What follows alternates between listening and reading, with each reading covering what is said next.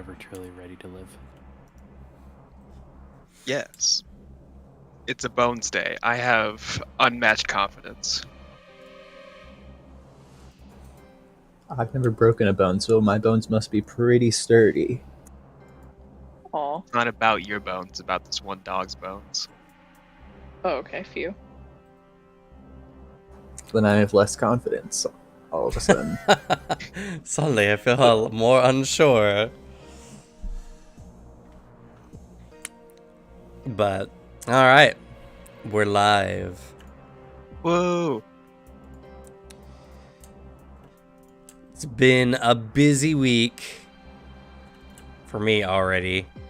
After our game last night, I read the first 2 chapters of Lancer, and then I finished writing out all the rules for the playtest. Which, by the way, if anyone's interested, playtest is either tomorrow or Friday, depending on when I can get people. So if you're interested, join us in the Discord, link down below, and get a chance to jump into the playtest. I've also been trying to get a hold of the Lancer developer, Massive, to try to get some, like, images for the videos. Because right now you're not allowed to use any of their art for stuff. Oh, what? Well, it's probably that they don't actually own the art 100%. Yeah. They commissioned art, but the artists only gave them permission to use it for their stuff. I'm not 100% sure on that, so we'll have to see. But That's really sad considering some of the designs they have in that book. well, and the thing with YouTube is you can get away with a lot more. Like, if I show their pictures to represent what a mech looks like, that's not like copyright, that's fair use, because I'm using it to educate people.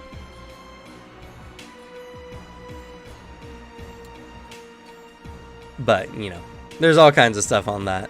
But yeah, I'm very excited for the Lancer game. It looks like it's going to be a ton of fun.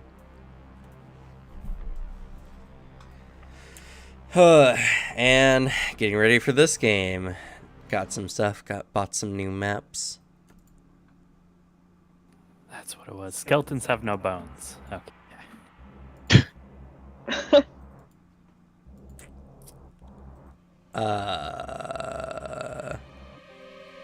I'm not gonna touch that right now.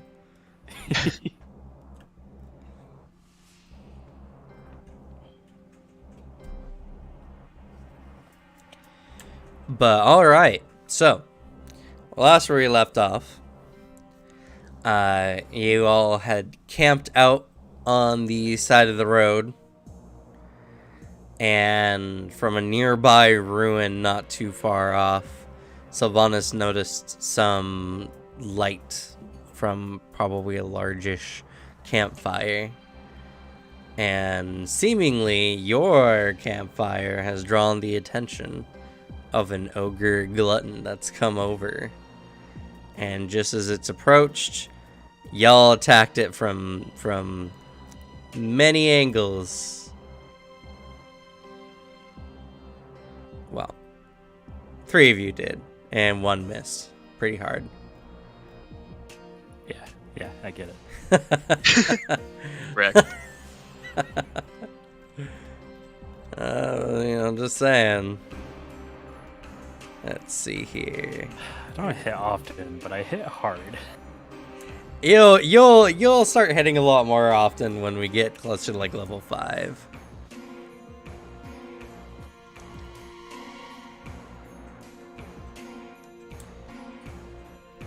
So I'm looking at my encounter results. Alright, so we got 1, 2, 3, 4. Oh no, these were low for the first part. So we got 2 encounters.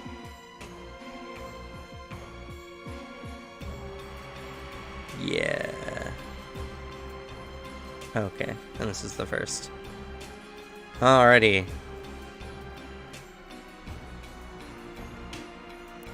So let's everyone go ahead and roll for initiative. All right. Since we started us out in stealth, I'm gonna roll stealth for my initiative. As a-okay. I will do that too, actually.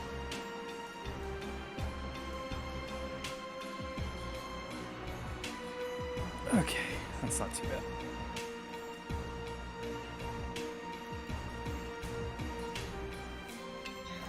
And did we have our armor on or off? If you have light armor, you had it on. Except for you, because you spent the time trying to help.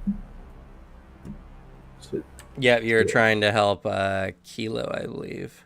yeah. Yeah. Mine's not quite on either, though. Yeah. Trying was the operative word there. I was gonna say if I was helping with armor, I do have armor assist. So what happened? Just unfortunate roll. Okay. Oh, that's right. You weren't even here for that part, yeah. No, unfortunately, you just didn't roll a good enough athletics to help out. Okay. Should That's I take good to know. Let me front? unequip My my high armor. AC? I have the same AC you do, and I have dueling parity at up to 22. Yeah. All right. With a lashing of blades and arrow shots, the ogre stumbles back but growls, letting out a slobbery roar in the direction of Sylvanus. Yes, Sylvanus, I believe, Yeah. did the most damage. It's great did 2. Skilo, you're up. All right. And because I rolled stealth. Damn.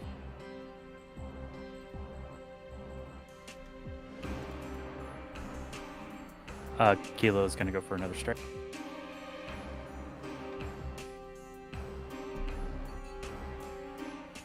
Oh, my god. no. Oh no. Go for a second strike. Kayla's just groggy from waking up. I don't suppose that hits, even with flat-footed. That misses, unfortunately. Alright, and then I'll reposition. There. Alrighty. Everett. I'll walk towards the ogre, and then hit it right in the gut. Going for Okay. another kidney punch. Oh yeah, you know me. Well, kidney slice, more like it. The kidney slicer. That's a miss. This. Oh, wait. No, that's going to hit. Barely. Yay. I'll That give was it the one That's off. 10 potential damage. Alright, I'll get him again. Oh, Miss.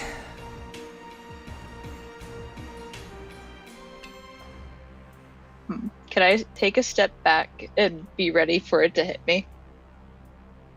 You can use the rest of your movement, yeah. I don't know what you mean by be ready for it to hit you.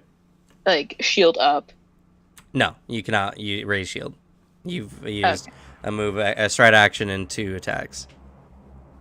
Okay, that makes sense. I'll just take a step back because Okay. I have no armor. Well, yeah.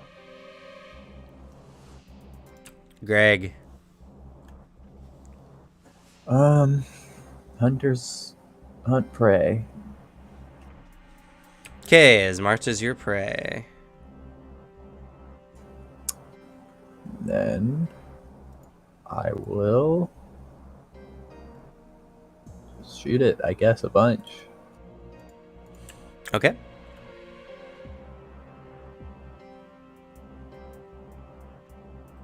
Wait, what's the longbow volley range? 30 Oh, feet? yeah. Yeah, you gotta be outside 30 feet. Should have considered that when I was hiding. Guess I'm using my short bow. Okay. We'll consider that you knew that before the fight started and pulled your short bow instead. Yeah, my character knows how to use weapons. I don't.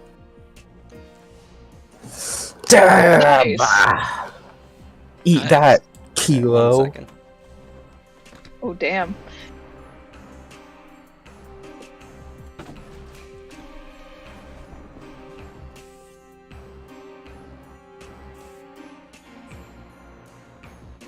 Wait, deadly D10? Yeah. Is that a thing that just bows have? Wow. Shows how bad I've been rolling up till now. I've only learned about this just now. All right, and hey, don't mock players for being less fortunate than you. Literally, I have to because usually I'm the one in that position. that's true. You have been rolling like garbage in a lot of games recently. And it's you and Devin. I don't know. I don't know what to say.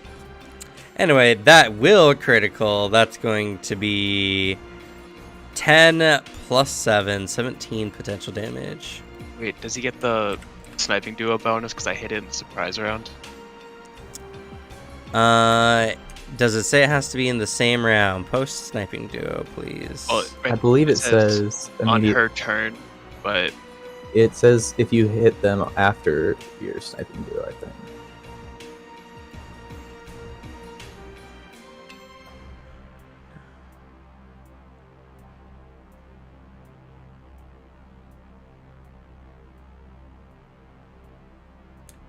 It says on their before the next end strike. of their next turn. Okay.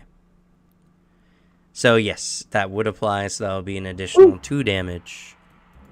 Woo! Potentially. Alrighty.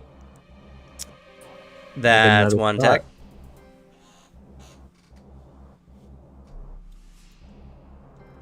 wait, hunted shot? Yeah. Oh. That's a miss. And then my last one. Okay. That hits. Woo. Dealing 1 potential damage. Yeah. Alright. Sylvanas. I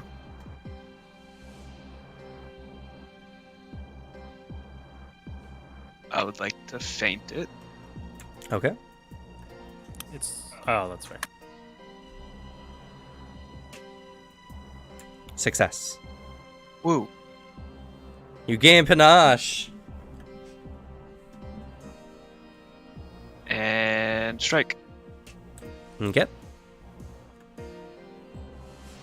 That hits. And that's 2 precision damage. 3 for the... or 1 more for the duo, so that's going to be 10 potential damage. I rolled the wrong weapon. Okay, roll the damage for the dagger. Oh. It shouldn't be different. Okay, I thought it'd also be a 24 instead. But, wow.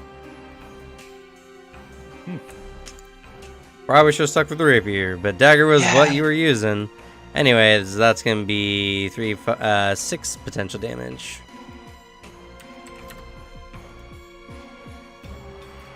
It would be 7 because I have 2 weapon dice on this. Oh, yeah, that's true.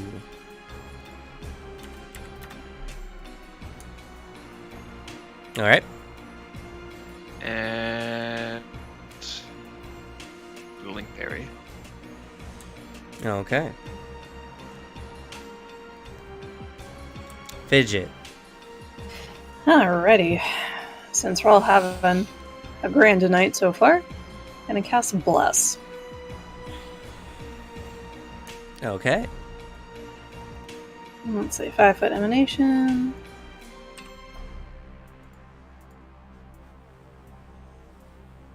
Beat me to it. I'm changing the color though. Oh, is Okay. our bard not on the initiative tracker? Oh, he is not. He was just watching. He believes in us. Just quietly playing in the background.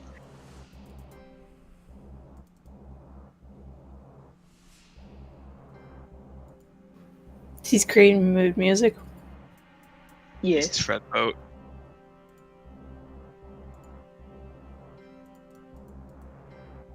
Coincidentally, he does actually just go next. Nice. And then Fidget will move over here. Okay.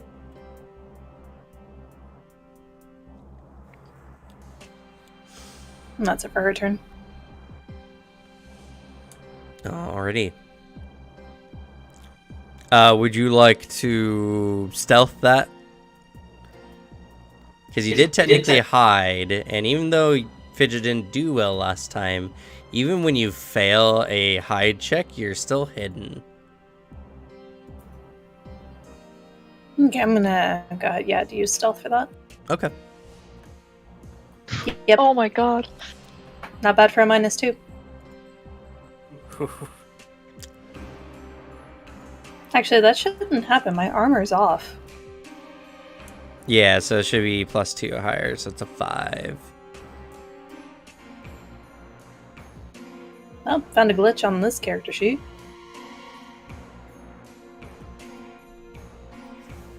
Was your armor unequipped? Yeah. Weird. Oh, maybe it's that encumbered thing that happened. Oh, there was the encumbered thing that happened on your character. No, that condition's not on my sheet. I removed it. Odd. No, it's still saying I'm at a -2. Weird. We might have to look into that. Alright.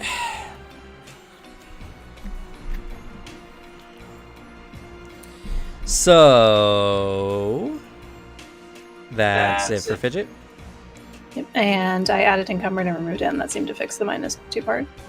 Okay, that's what it was, is the encumbered thing.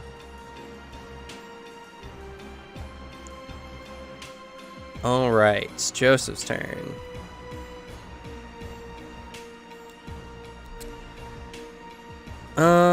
Bless is already kind doing what his Inspire Courage would do.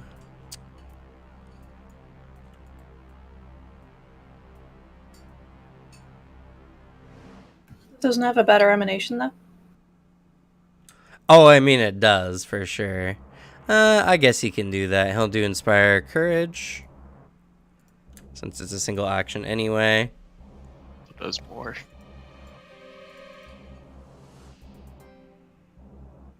It does about the same thing relatively as Bless does. The only thing it really does different is it helps against saves, and it has a much wider range. And it adds to damage rolls. That's very helpful. Mine only does Oh, that's true. status to attack rolls.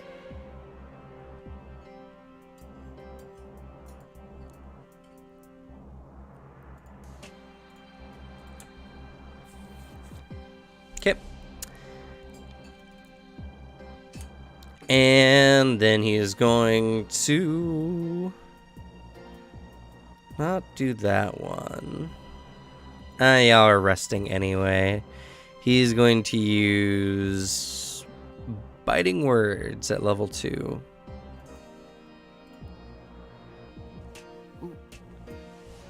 Dang, Joseph, chill out. I know we're fighting, but you don't gotta go that hard. Yeah, you do. Wait, he rolls an extra 2d6 on that as well. He does. So Nice. Bruh, these insults are fire. For latter half of it, not really. Joseph begins to incantate, and rather than like insulting or words to belittle, he begins to kind of go into a very macabre description of this ogre's ending life. going into fine details as to what will happen as the maggots ride through its corpse. It's very disturbing.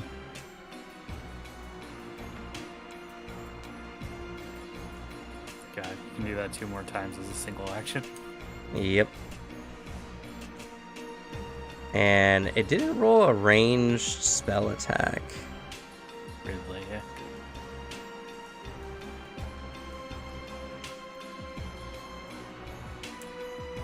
Okay, that attack will hit. So that's going to be 14 sonic damage.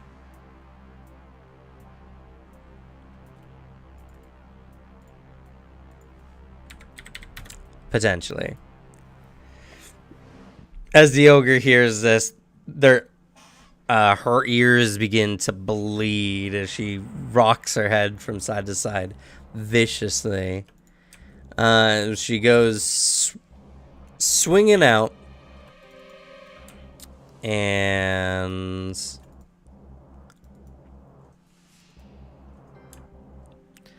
let's see. As she whirs around, she's going to actually...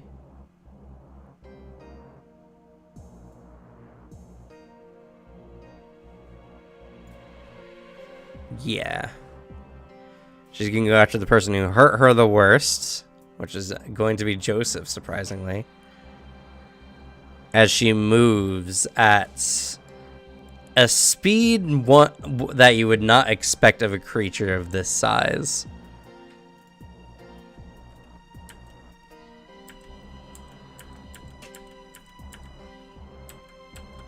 Okay. As she, in a blur, moves behind Joseph, who is playing his instrument. She reaches down and attempts to bite him with her slightly enlarged mouth, as if the tendons in her jaw are extending beyond a comfortable level. There's no way Joseph takes it, though. Oh, That's a critical. She bites painfully into Joseph's shoulder, dealing 24 potential damage.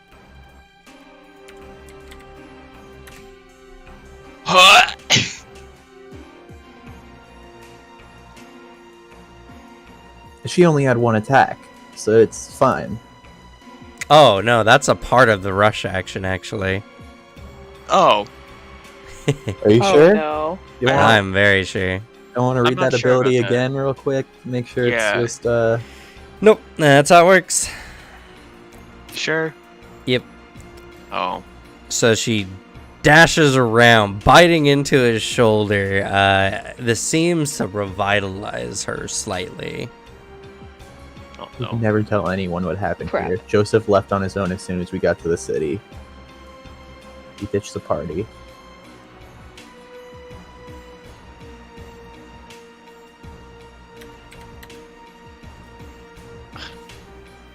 Crap, he better not die. As he's sitting there, groaning in pain. She's going to bite again with another ferocious crunch.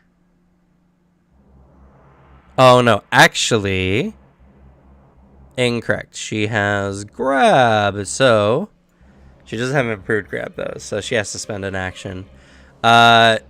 Yeah, she's gonna spend the action and automatically grapple Joseph.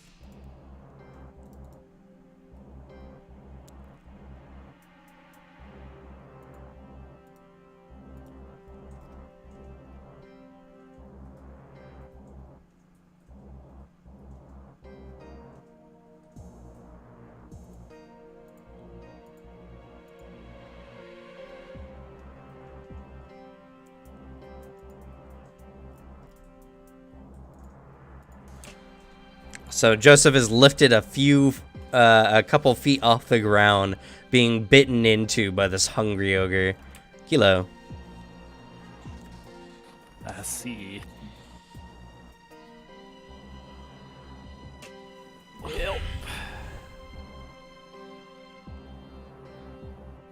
go 2 actions to move.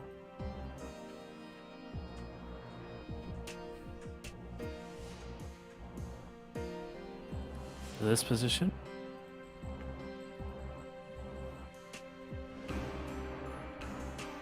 And it's gonna attempt to make a strike. Okay.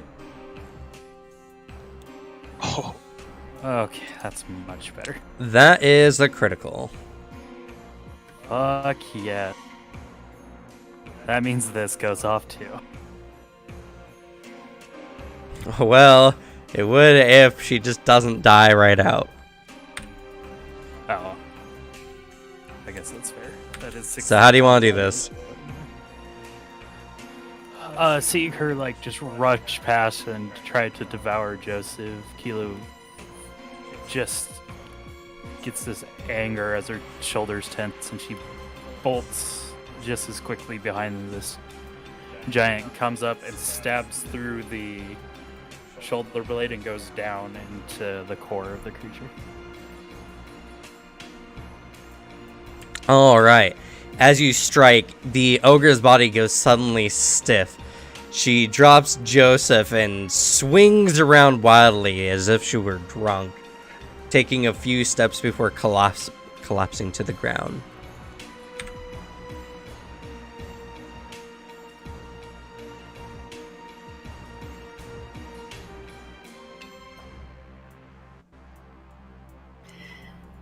Alright. Fidget immediately runs over to use medicine on Joseph. I will give him a minor elixir of life. Right? Yeah. That won't hurt him. That will not hurt him, no. I'm gonna cry. Oh,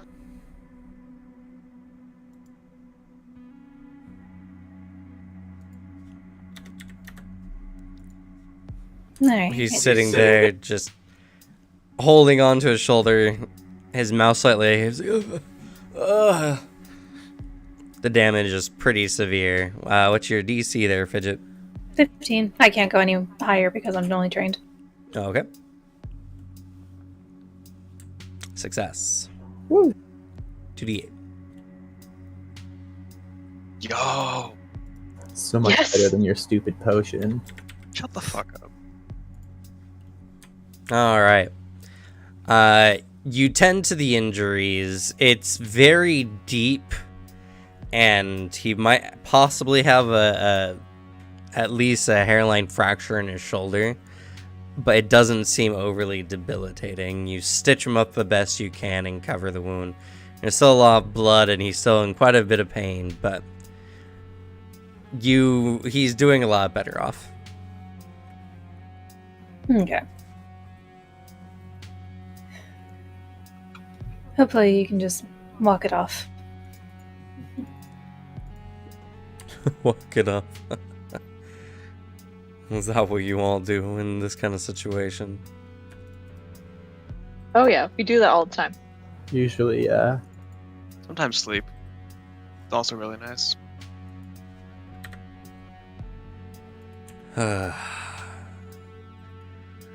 It's no wonder why everyone says never become an adventurer. Do you want me to give you a medicine go? A what? I can look at you medically. Oh, yeah, sure, I guess. Don't know if you can do much better than our cleric here, but I'll take the help. I can do something. Hey, can I borrow that for a second, Fidget? Sure, just don't break anything. Dab. I crit on it, so I did do better. You're only trained, aren't you? Yeah. Okay. It doesn't do anything because he's immune to the treat wounds action for an hour. Oh, You did pretty good, and I talk medical lingo to Fidget. Are you going to help him, or are you just gonna tell me how to do my job? Oh no, you did it good. That's it. Woof. Just sort of giving you affirmations, saying you're good at what you do, you know? Was this you trying to kiss up for me, threatening to have Peter do your bandages? That wasn't a threat. He did do my bandages, and it hurt.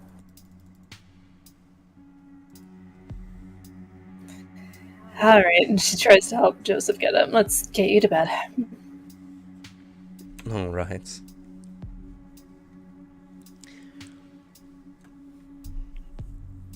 So, after that, fortunately, y'all don't have any more incidences that occur. Should we probably check out that burning area? Tomorrow. Probably. Yeah, that would be a good idea. It doesn't hurt to investigate.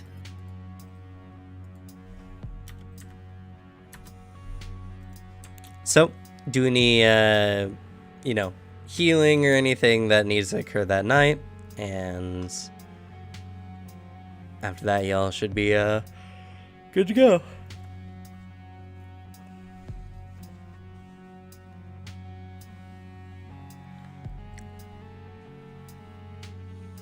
Kilo's right as rain. Yeah. Fidget can Same. change her spells in the morning. Yes.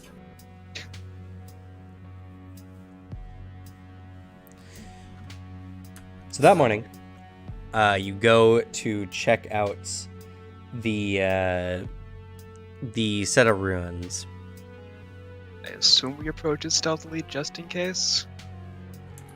Okay. Probably recommended. Yeah, Yeah. Who needs help? Me. me.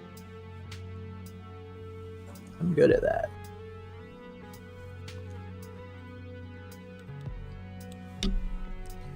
Which one of you has the lower dex modifier? And wasn't it 0? Yeah, I have a 0. Okay, you beat me. Okay, so 3 left. Do you get a minus to stealth from your Hell armor? yeah. Oh, 3 less. 21. That was an over encumbered thing. We got rid of it.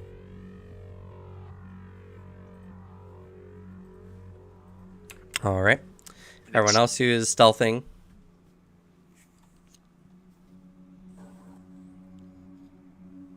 Well, no, I thought we were doing like following the expert here. Oh. Yeah. Okay. Okay. Well. man, if you want. Yeah. All right. Following the expert then. I don't know. Sometimes people just prefer to roll their own stealth. I hate following people. I mean, you could still follow the expert and roll your own stealth, technically speaking. Nope. Because they're two different actions. One is avoid notice, and the other one is follow the expert. Okay. The biggest difference is whether you just choose to get a bonus from someone or not. And in the situation with quiet allies, you roll for them. So there's instances where someone may choose to use their own stealth.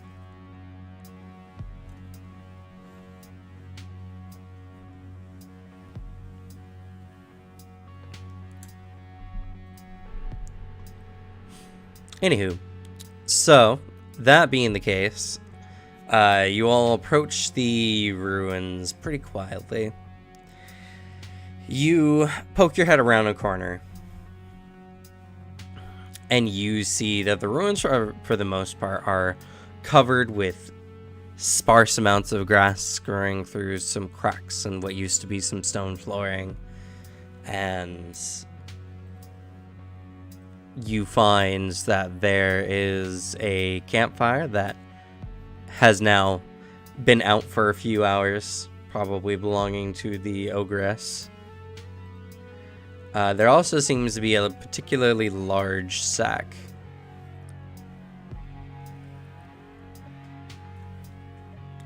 Made of a patchwork amount of thick hides.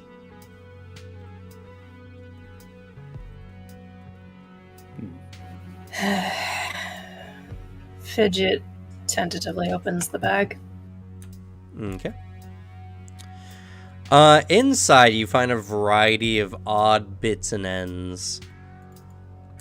You find what appears to be a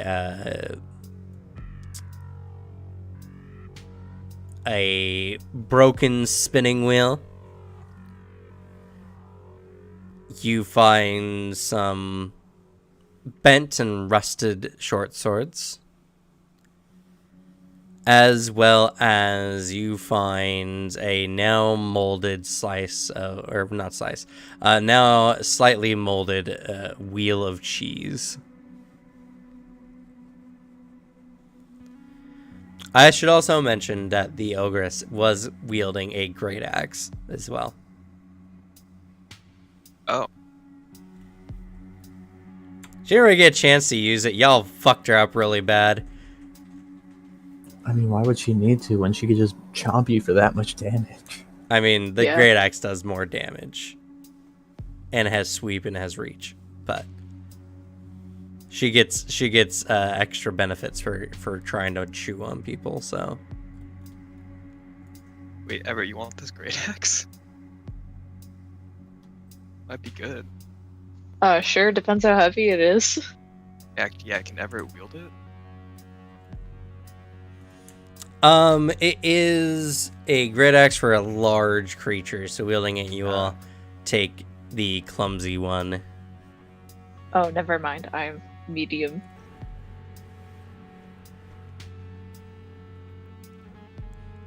Thank you, though.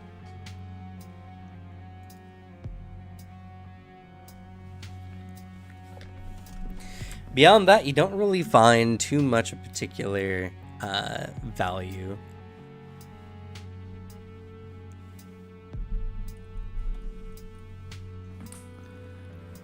Well, better than the alternative that we found in a bag.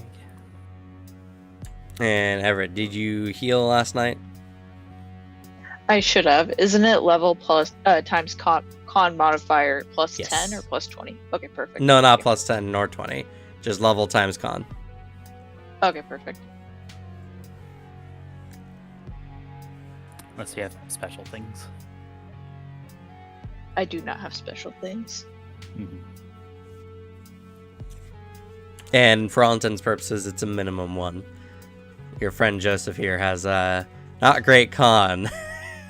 So he had he got 3 HP back that night. Oh, so he's almost healed. I mean, he's pretty close.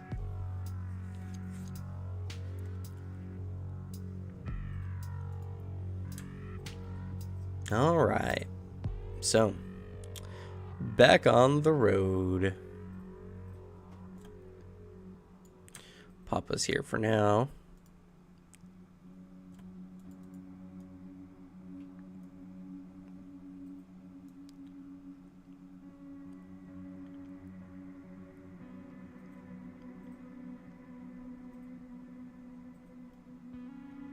Sorry, looking for my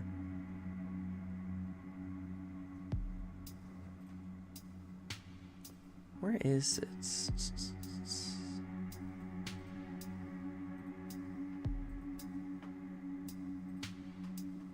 There it is. Alright, so had an encounter on the 4th day. And then what was it? It was 4 or 5 days on the main road, right?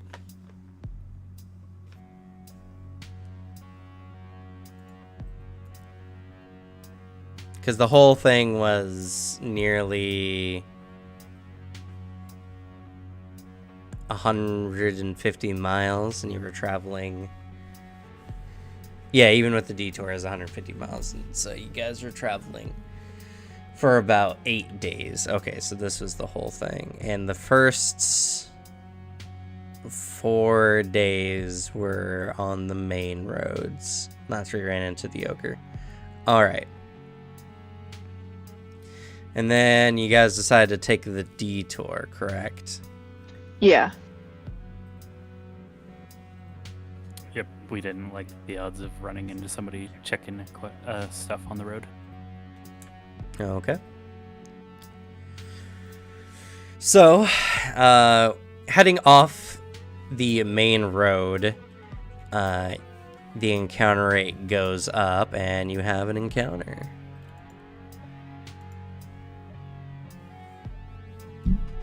And for all intents and purposes, what are your exploration activities? Investigation.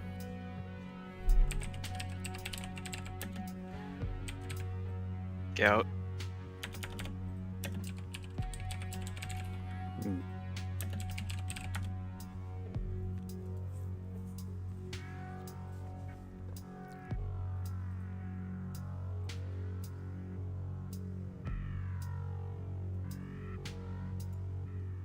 Could you repeat the options for that? Yes, you can search, you can investigate, you can raise shield, you can scout, you can maintain a spell, you can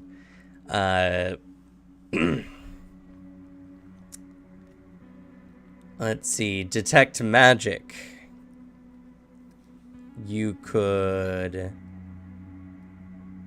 hustle. You could try to think if there's any others.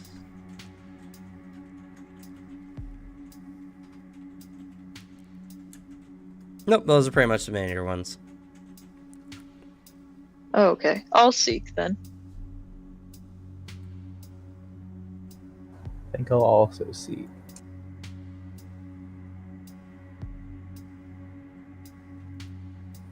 I'll just stealth. Okay. Seekers can make perception rolls. I'm glad you seeked with me. I got you. I like to Thank think you. Everett and Greg are just like in the back of the group, like pointing out cool things they see, I agree. just having a nice, pleasant stroll. Okay.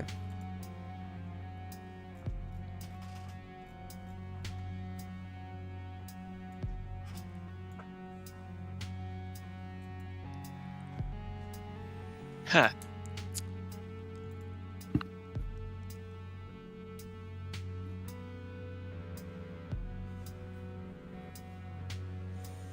Okay.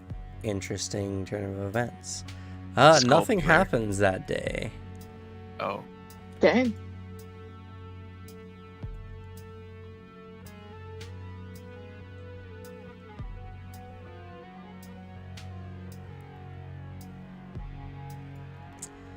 And the day after, you'll have an encounter. Maybe.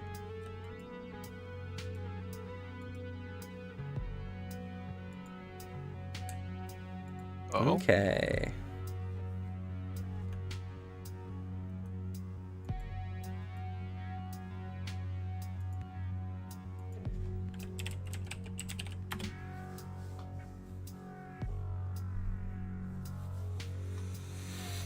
Let's see if this is in second edition, or I might have to find something. It is not.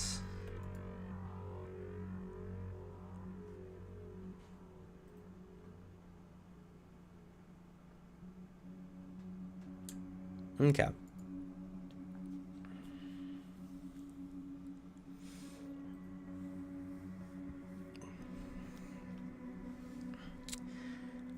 As you are all traveling over the Wildlands, you, for the most part, manage to avoid anything too major. It's a little bit rough going. The path is not tread too much, but due to the fact that mostly it's like grassy plains area for the most part, you don't really have too much to worry about, and you get a nice view of the ocean as you kind of skirt around the cliff faces, and y'all notice way up ahead what appears to be a horse that has a saddle and saddlebags. It's about 50 feet off from y'all. There seems to be no rider and no one in sight for at least hundreds of yards. Can I cast Detect Magic? You could. It's 50 feet from you, though, so I think it's out of your range. Okay. Should we walk closer and then do it? I mean, we can try. Yeah. Should we stealth so we don't spook it in case it's a real horse? Yeah, probably.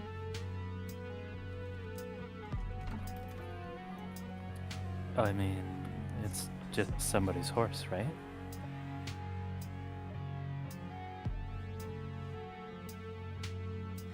Well, we don't know until we go towards it, right? I mean, I think it would be weirder if you were just out here with your horse and all of a sudden some people popped out right next to you from stealth. That's fair. I guess that would That's- just spook it. There's also no cover. You're in open grassland. Alright, I can't cast it. It's innate. Never mind. Well, you can cast innate spells. It just means that comes from not a class or feat thing. Okay. Recall knowledge on the horse? Sure. Let's go survival. It would probably be a nature roll. That's what you Nature. use for most beasts. Okay. Okay. What you can tell from this distance is it appears to be a riding horse.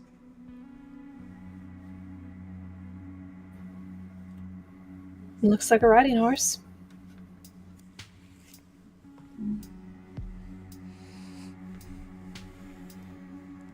And we don't see anyone else with my perception. Nope. Like I said, for hundreds of yards around this open, just imagine it's an open grass field. You can see, up into like a hill or something like a quarter mile away. There's no one, just this horse. Are y'all worried that maybe the horse was abandoned or that the rider's in trouble? Maybe that the horse ran away. Well, it's tied up right now. It is not tied up. Oh, Yeah. it's not tied up. Let me see. He has a saddle and saddlebags. It has a saddle and saddlebags and seems to be randomly wandering around grazing. Can I try to get close enough to look through its saddlebags, try and see if there's any identification stuff in there? Sure, if you want to approach the horse. I would like to. Probably try and make friends with it first, so it doesn't run away from you. That is fair. Not that easy to make friends with animals. Trust me, I've tried. But I assumed a nature check was involved in this. Typically, yes. What? Can I help? You might want to do your own. If you want to help, you probably should declare first. Yeah, my bad. Should I just use a hero point?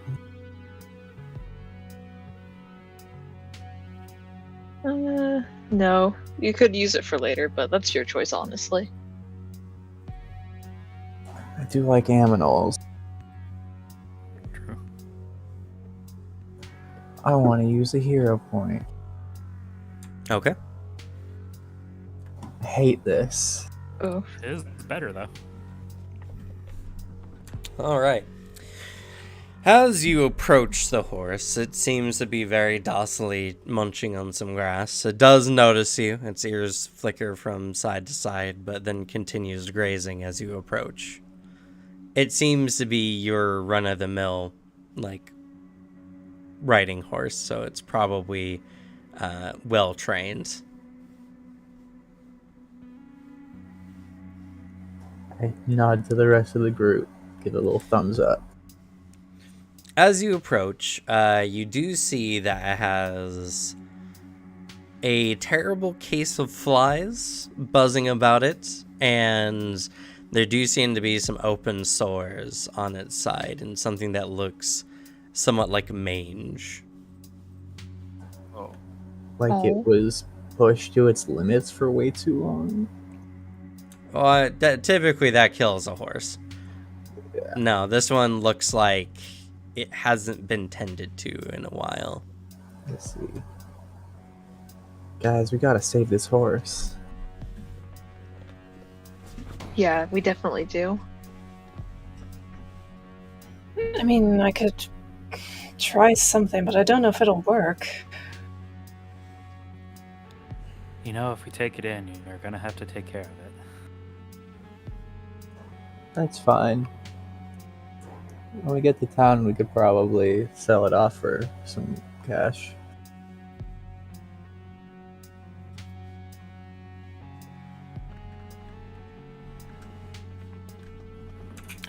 Fidget would like to try casting Restoration on it, see if that helps. Okay, go ahead and post restoration. Not sure if this relates to this, but she's willing to give it a shot.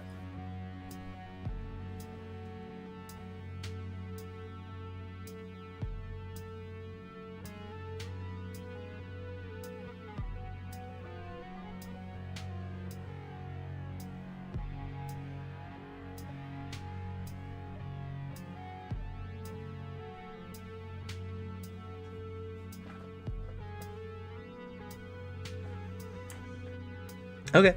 Unsure if this will work. You use restoration on it. It seems to fare a bit better, but the sores nor mange seem to disappear.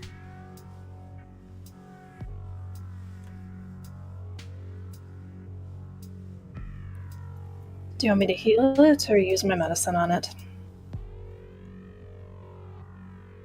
Just looks over to Everett. And then Greg. Honestly, whatever's easier for you, I would do it. But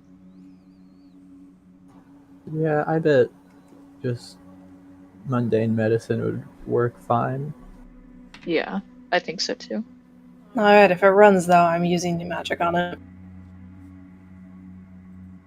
DC 15. I guess I'm keeping it steady as best I can for Fidget.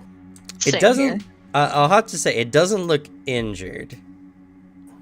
Oh, If you want to treat it, you can attempt to. Could I still use medicine to treat it since it falls into the medical category?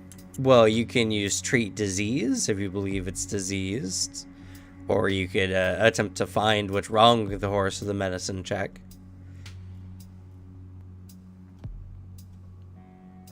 But does not have any wounds for you to tend to.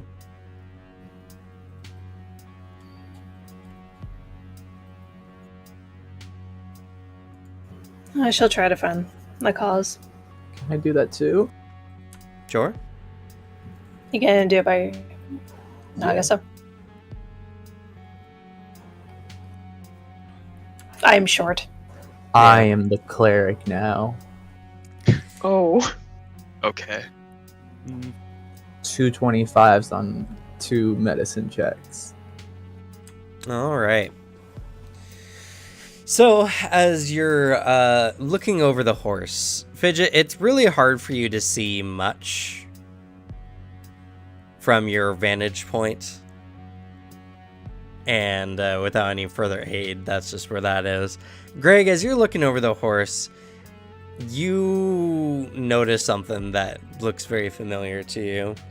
One time, much in the past, you came across this small fishing village where all the inhabitants had sores very similar to this one.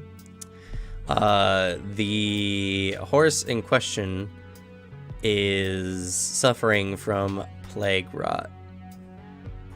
Oof. oh, Yeah, you can see right up here on the top of it, there's some evidence of plague rot. Looks at Greg. Hey. Do you mind lifting me And- up? Yeah, I'll put Fidget up on the saddle.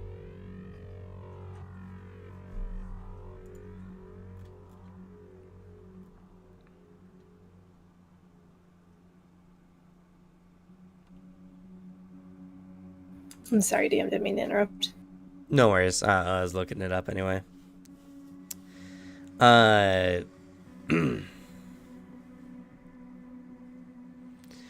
So, plague rot is a terrible disease, one that's highly infectious. Standardly, plague rot has a oh goodness, what's it called?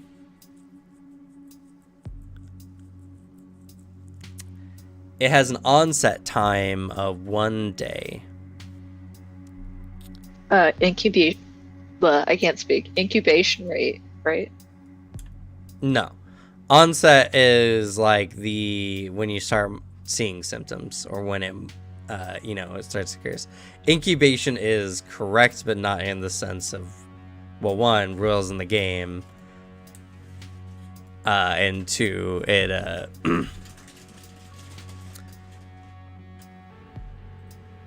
it's not quite how things work, especially when it comes to magical diseases.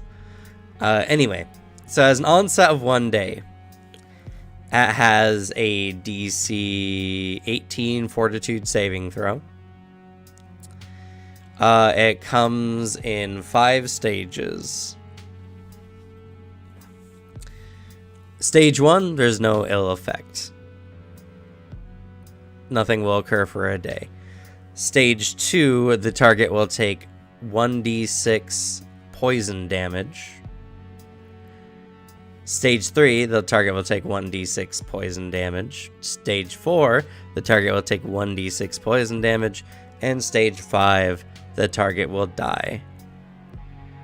What makes Plague Rot especially bad is during that time, targets cannot be healed for any damage. Do magical or alchemical means? Through any means. And we might be infected now. You do know it's highly infectious. Did anyone other than Fidget and I walk up to this horse? I did. I thought we all did. Every Oh, I- to a degree because of the nature check, but I don't think enough to make. No, combat. nature check didn't require touching the horse. Yeah. The stayed medicine back in- checks did. Okay, I'm just gonna turn to the group and say, you guys should probably stay back a bit. We might be sick.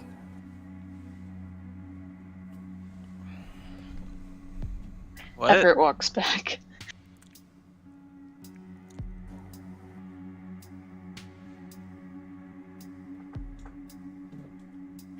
I guess I will treat disease on the horse.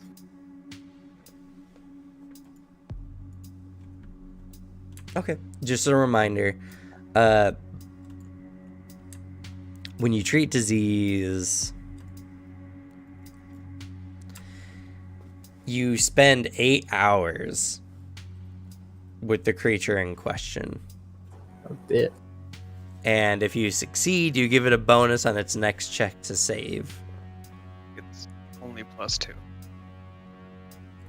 Well, not only, but yeah. Okay. Well then, unfortunately, unless I spend the day on this horse, there's nothing I can do. But since I'm up here, starts rifling through the saddlebag. It looks like That's it's in fair. the latter stages of Plague Rot. Based on your roll, you can tell that the horse has probably been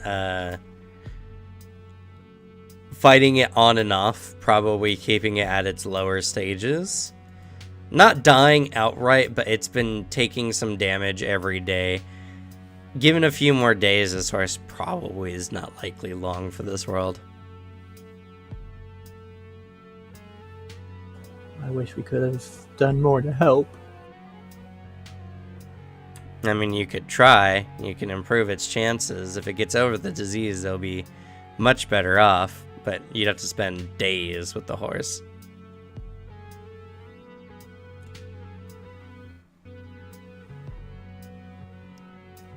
Do we just sort of put it out of its misery? Well, rifling through the saddlebags, Fidget, you do notice a variety of, excuse me, what appear to be some official documents. This seems to be a informant that was writing from Nidal to Chiliax.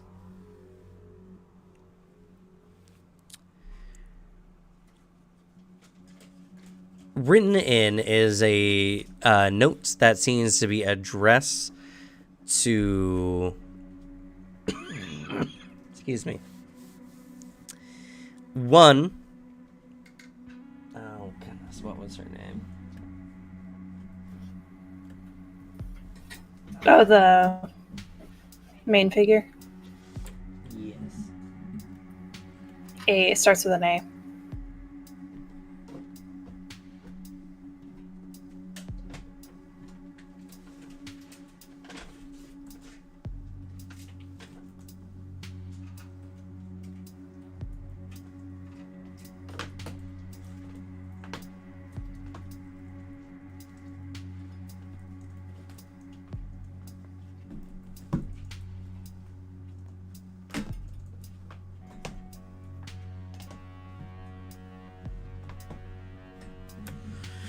I can just look it up online. Yep, I can just look it up online.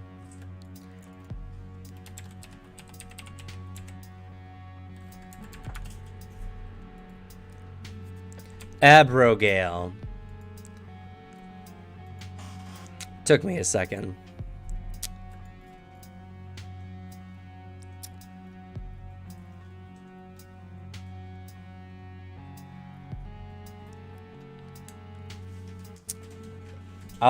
A missive to her infernal magistrix, Queen Abigail of the twice damned House of Thrune. It is an expressed written note stating that Lord Maldarius of the Shadow Council has agreed to the further trade embargoes with all factions relating to the impetus Ravenel, Merchants Guild, and his willingness to proceed further with, with the embargo, despite any losses that might occur for his company.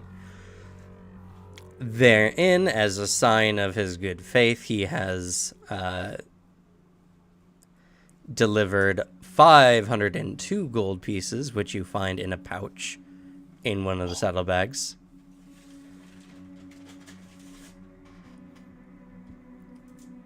As well as a seal, a little stamper for like wax seals and such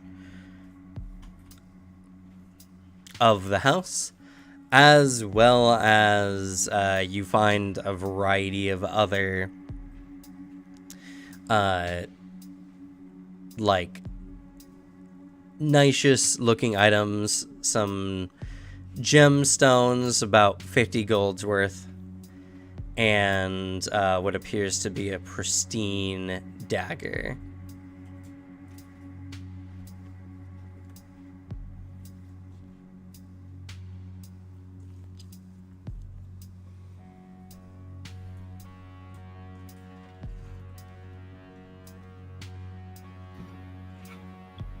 Alrighty then. Do you mind posting the name and how that's spelled?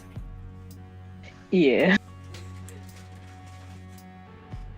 Sure, if I can remember what name I just said.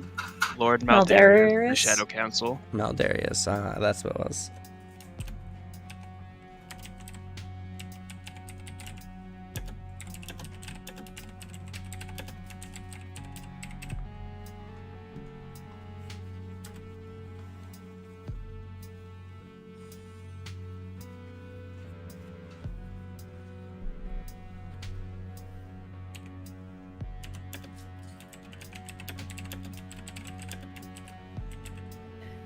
Well, whoever owned this horse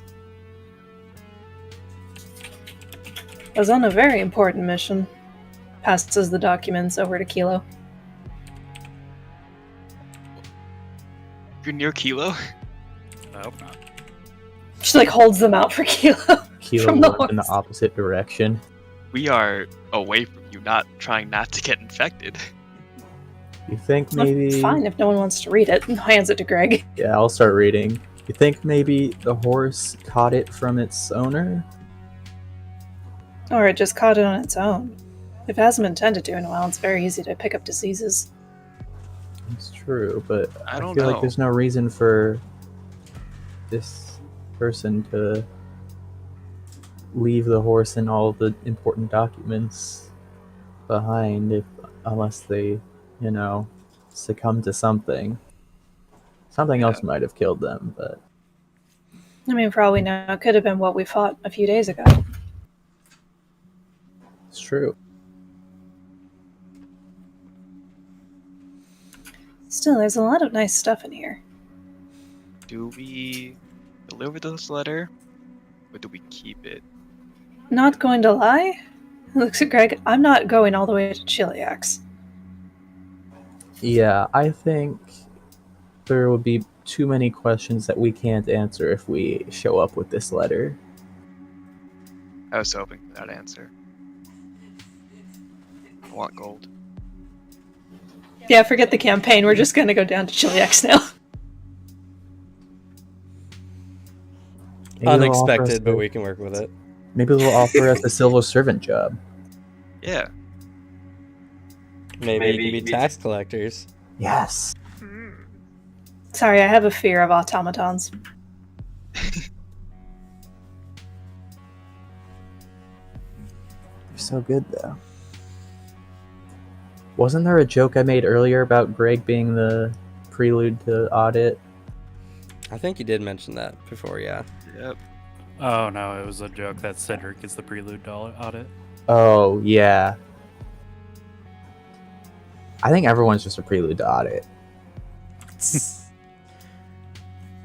Well, if all else fails, we can take this with us. Who knows? Maybe when she holds up the seal, this might come in handy. It's true. That being said, impersonating a government officer of Chiliax is probably a not very good idea. Actually, can I roll a lore check on the Shadow Council? Sure. I want to do that too. Society. I Sure. want to do Can one I do it? specifically on House Maldarius. Okay. And yes, you can. Let's fucking go.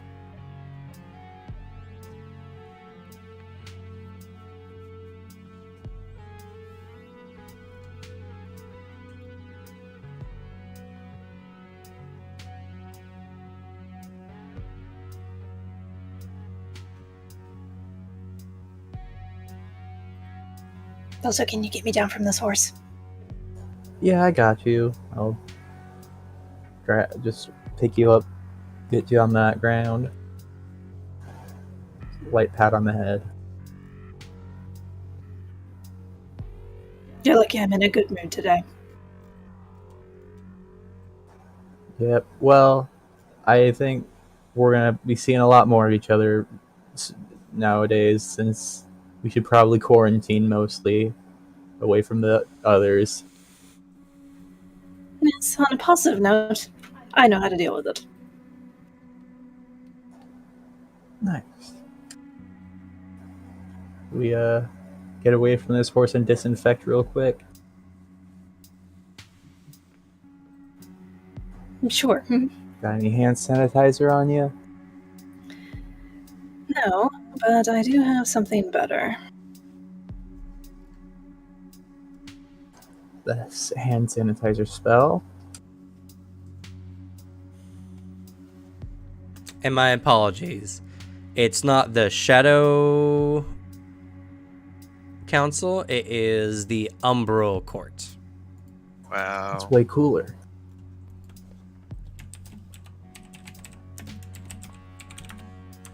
I was close. My grasp of the lore is not as good as in other games, but anywho, it's still just as dark and edgy. I have something better. Creates water right above your head. I take a full shower.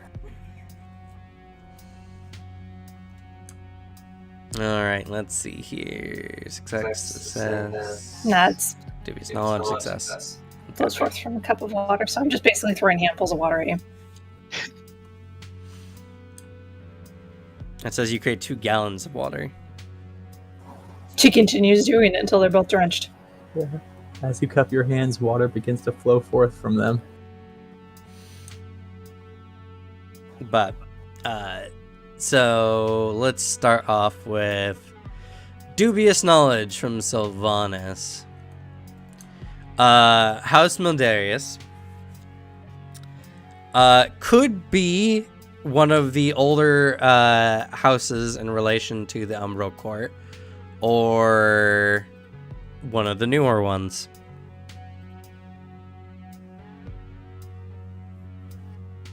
It's a house. Got it. Unfortunately, one of those is accurate. So, No, it's not a middling house. so everyone else, the Umbral Court is a shadow-touched aristocracy, which has ruled the nation since the Age of Darkness. Ever since the Umbral Court's distant ancestors made a binding pact with the Midnight Lord, they have lived only to strictly enforce and promote the sadistic values of Zon Kuthan. Any disagreement or questioning of these edicts is harshly punished by the Umbral Court or its agents, as is the worship of any deity other than Zon Kuthan, especially Zon Kuthan's main rival, Desna. Few have the courage to stand against the whims of even the most minor members of the Umbral Court, for to do so means death in the most horrific of manner.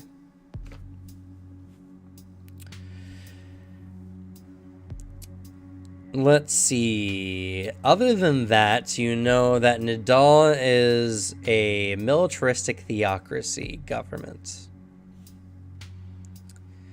And the Denonim, or what they call themselves, for those who participate at least in their their active like civilization, are Kuthites. You also learn about the Umbral Court's agents. Very few Kuthites have been gifted by their god to be members of the ruling Umbral Court, but many more operate as Umbral Court agents on behalf of their government, both at home and abroad. These agents live quite openly in the cities of Ridwan and Pengoles, but can be found working in secret throughout the country. Some work as consuls or diplomats, while others are agitators, spies, or agent provocateurs who root out heresies to seek to purify the nation. Those who work outside of Nidal generally insinuate themselves into positions of power where they can subtly steer policies that favor their home country and glorify their patron god. I'm going to go ahead and put all this in a handout. Thank you.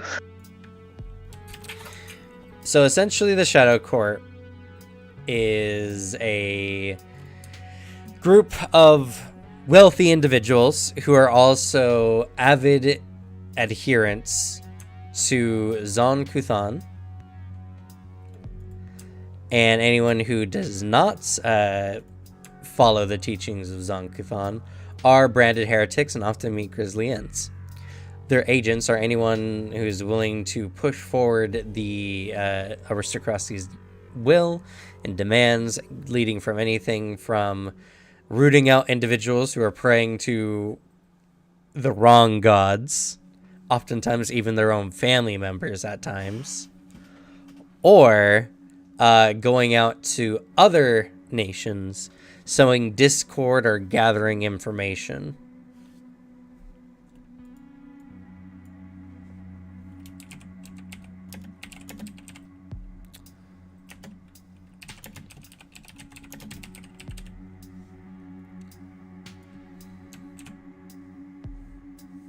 I think we should leave the papers and the seal here.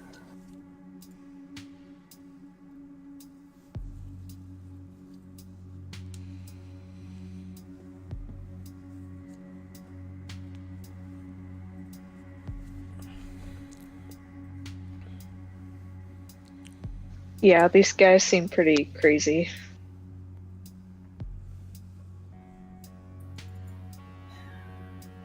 Crazy they may be, but we may have a way past the bridge.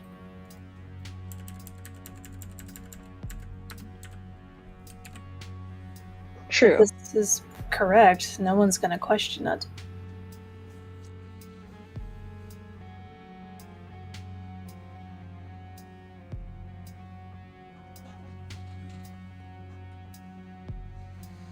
Yeah, you're right. That could help us a lot.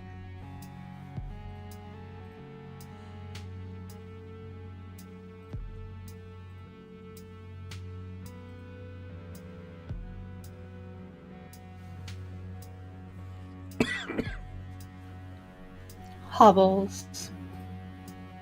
In the direction of the group, it still stays a fair distance away. Passes all the information she and Greg found.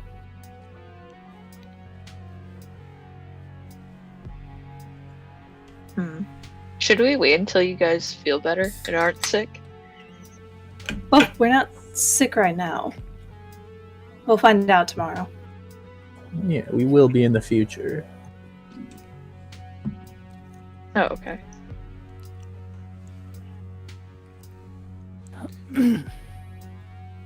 So you're looking to impersonate this messenger? Yeah, I'm super against that. No, I'm just saying it's an option. Because with this, they're not going to question the Umbral Court.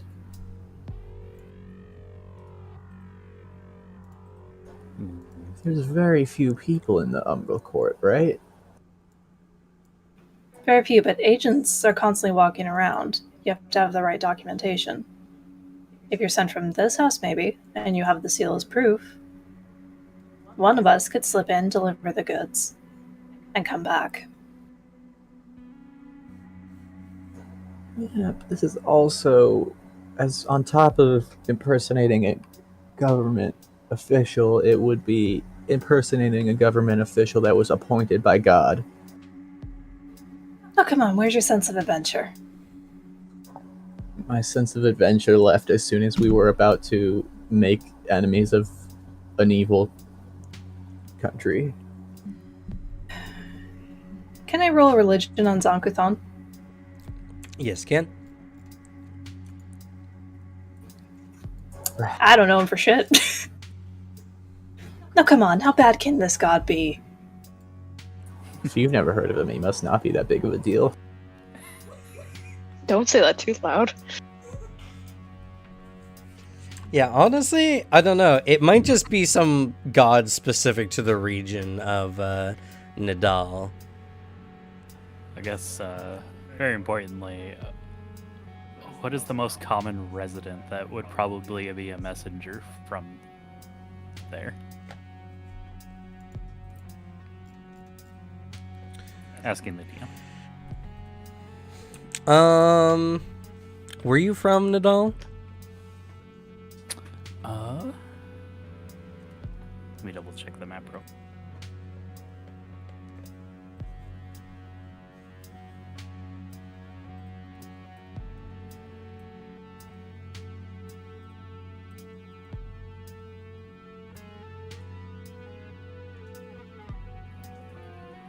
Yes, actually. Okay. Then you already know predominantly the inhabitants of Nidal are human. Okay. They have a small population of elves, dwarves, gnomes, and keeping it to themselves, oftentimes out in like the Urkwood, are the Strix. It's very rare, but sometimes Strix do don the streets of the major cities, but oftentimes in more destitute-like states, similar to how you saw in Ravenel.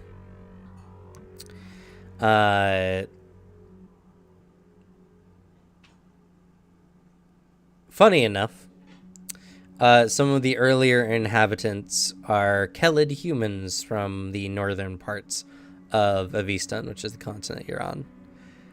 Individuals who tend to be tanned skin, dark of hair, kind of very Mongolian, you know. Though since then they've obviously have diversified somewhat, and due to the nation's propensity for darkness, many now have a very pale or even gray complexion. Something you'd also know. Some inhabitants of the larger cities, especially the city of... What is it?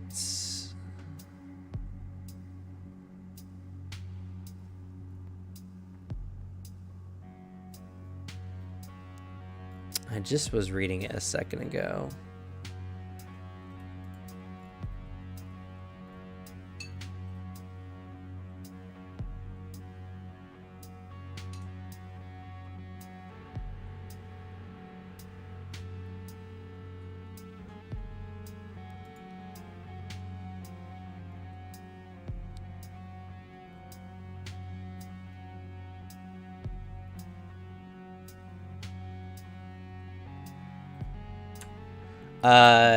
From Ridwan, has a plane to the a portal to the plane of shadow known as the Shadow Flame Rift. In which case,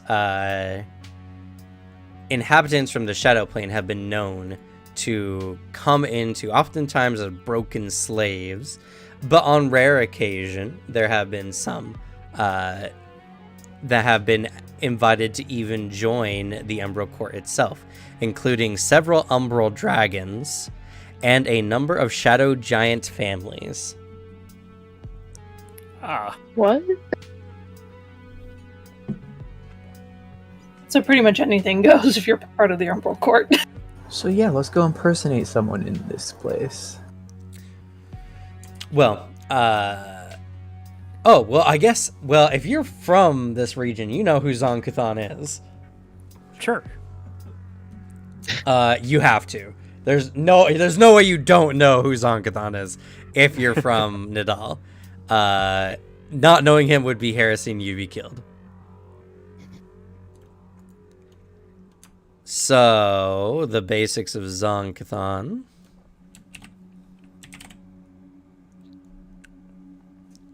I just chose the region, man. I don't know what to say.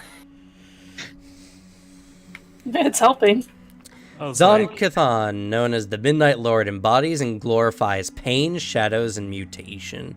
He is one of the most twisted and malevolent gods on the face of Galarian. Once known as Dao Bral, he crafted the immense star towers that still help keep Ravagug pinned in the prison of Galarian's heart, lending his own skill and ability to the great deific alliance to bind that evil entity. Yet a divine argument between him and his sister Shaylin resulted in the god departing for parts unknown.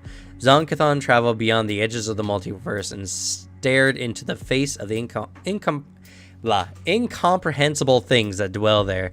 No one knows what he found in that place, but he returned changed, but claiming to be strengthened by what he endured. Likewise, the nation of Nidal on Galarian, which is bound to him, is a nation of survivors, founded by those few strong enough to do what they must so that their people could survive the terrible aftermath of Earthfall during the Age of Darkness. His edicts are bring pain to the world and mutilate your body. His anathema are to create permanent or long-lasting sources of light and to provide comfort to those who suffer.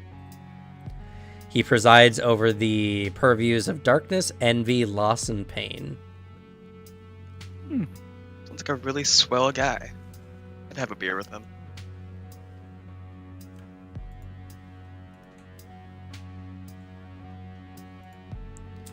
And let me make a handout for that. Probably best not to mess with the god, but if we were to do the plan, Greg would probably be the most likely one to get through.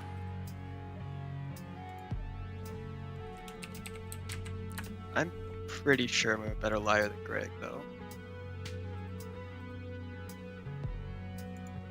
I'm a splendid liar. Again, I don't want to do this plan. I don't want to do it either. I mean, I consider myself an expert liar. It's an option. We don't have to go through with it. We can just wade the river. It honestly depends how badly you want to do a shortcut.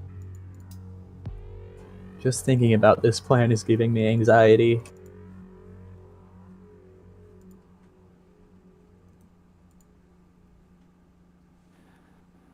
Well, sounds like it's decided then. We've still got time to make a decision. I think it's a no. Either way, I'm holding on to this. Plus, I'm not going all the way down to Chiliacs. Oh, Not gonna lie, Wow. his symbol's really cool. yeah. That's also terrifying.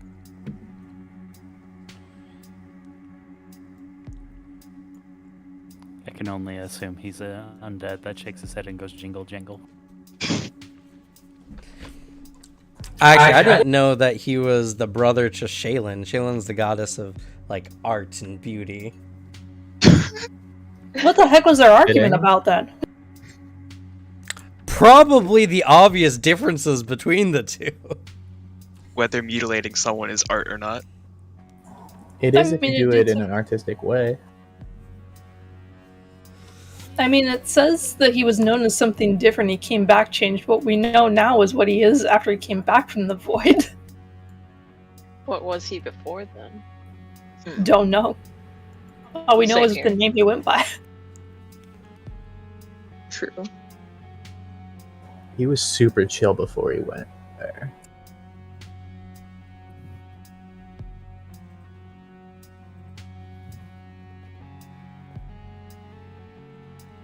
I don't think he was chill. And y'all would know essentially who Ravagug is. Ravagug is essentially like the god of destruction and the end of all things. Yo, Pretty much, if he breaks free, we're all dead. Yeah. Oh, campaign where we're a cult of Ravagug setting him free. Many Okay, have so tried. So he's not inherently the worst person. He did stop the end of the world. Seems like a pretty Well, he was- cool guy to me. Like, save himself. That was back when he went by a different name, Dobral. So, he's very different from when he was then. Though, to be fair, he, knowing the secrets of the Star Towers, hasn't decided to set Ravagug free, so he still doesn't want, the end of things. And, to also be fair, while he has some of the evil alignments as his follower alignments, he doesn't have chaotic evil. Everyone always typically has a reason for being an asshole, at least. I'm trying to think of the lawful neutral person that brings pain to the world and mutilates their body. They only do it to people who deserve it. Well, I think a lawful neutral individual would be more of someone who, praises the darkness and pierces their body all over, Hey, if you're picking a fight with me, I have free reign to mutilate you. That's just basic common sense. I kind of hope someone at Paizo makes art for the Star Towers. That sounds like a really cool piece of art. It might exist somewhere. Like, the Binding of Ravagug is a really big thing.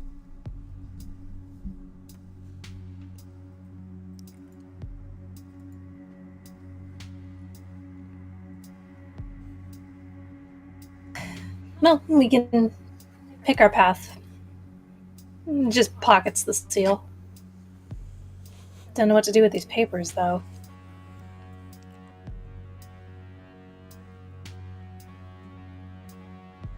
Leave them, I guess.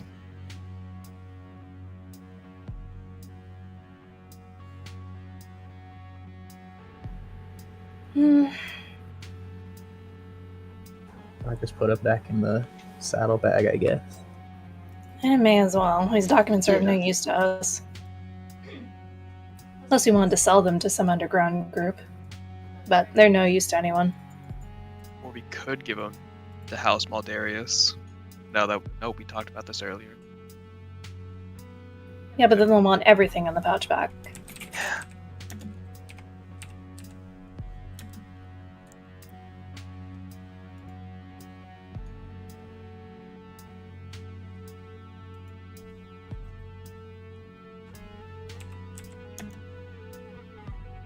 Actually, that is a good question. Would I happen to know where House Maldarius is? I assumed it all.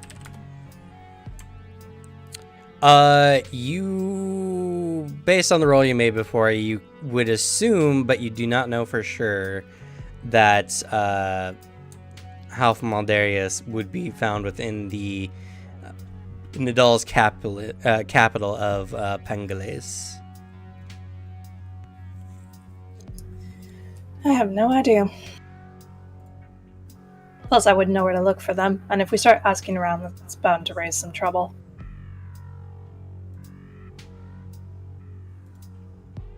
Yeah, it'd probably be best if we put that letter back. Alright, here you go, Greg. You can reach. I scoop, just put that right back in there.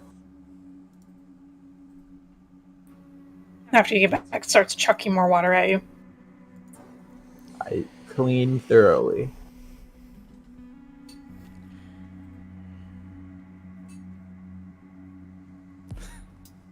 Never mind. I also have soap. Ooh. That's helpful. As we're walking away from the horse, Sylvanas just waves behind to it, just, bye, horse. Sorry we couldn't help you. Should I put it out of its misery?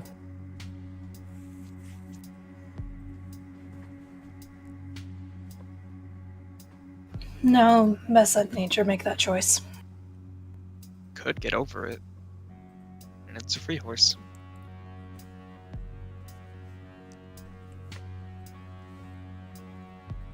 Hopefully, it gets over this disease.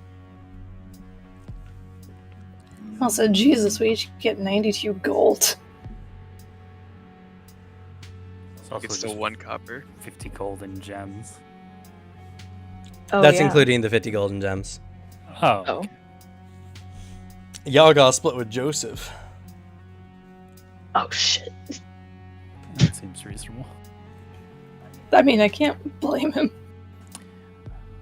So what makes this dagger pristine? It's just a really nice dagger. It's just a really nice dagger. It's a dagger that sells for like a 20% markup. Hmm.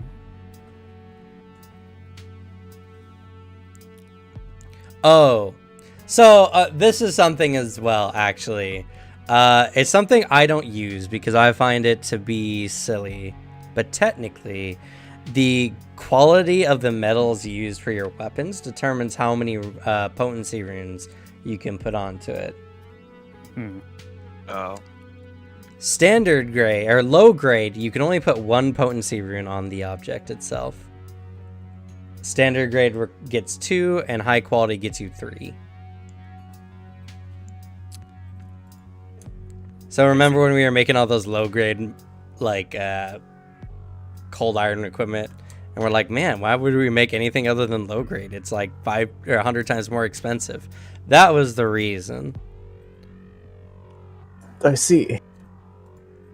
To be fair, I believe higher grades also mess up creatures weak to them or something like that.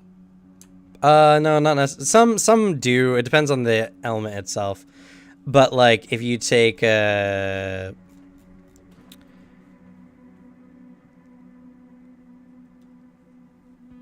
let's say we take like oh yeah, and things like iron can only get to like high grade or standard grade.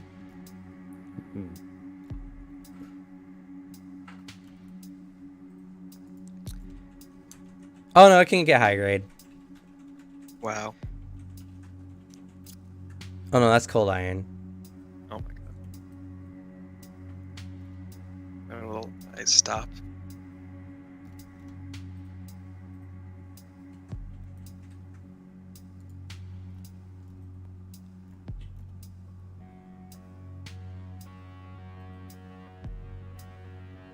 Oh yeah, and also the grade determines what level of items you can create as well.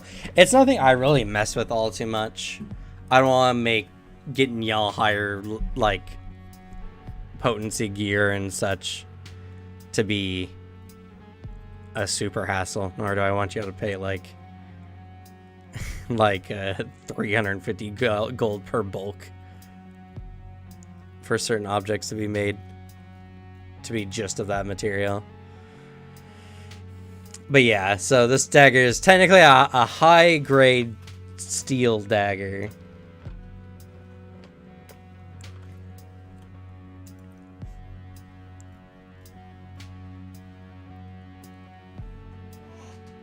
Okay.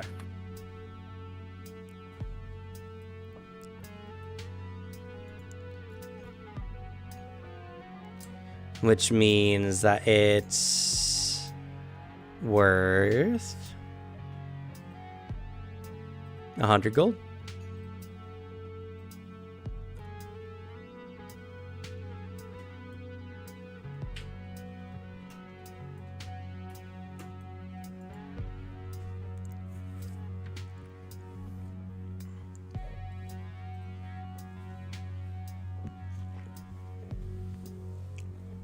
All right, who wants the extra copper?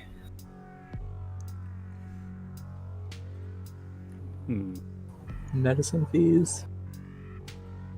Sure. We've been given all the fidget.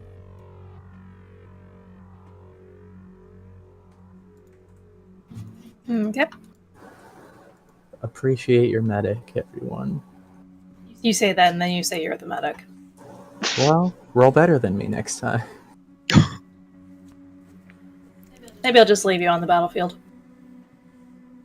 Oh, I'm in the back. If I'm being left behind, there's something wrong with everyone else. Probably more so than me. No, it just means you weren't hiding well enough and they found you first. And Fair Fidget, enough. is your token got your health on it? It should. I know I can see my health and I can see Kilo's health, but I can't see anyone else's health bars. I could on only the see last mine in map. our- You're missing 10 health on your token.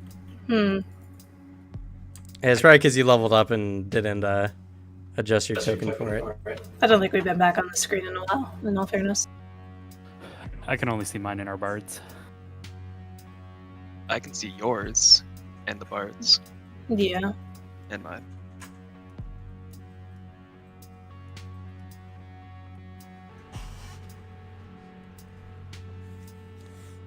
Can you see the number of the for Joseph? No. Okay.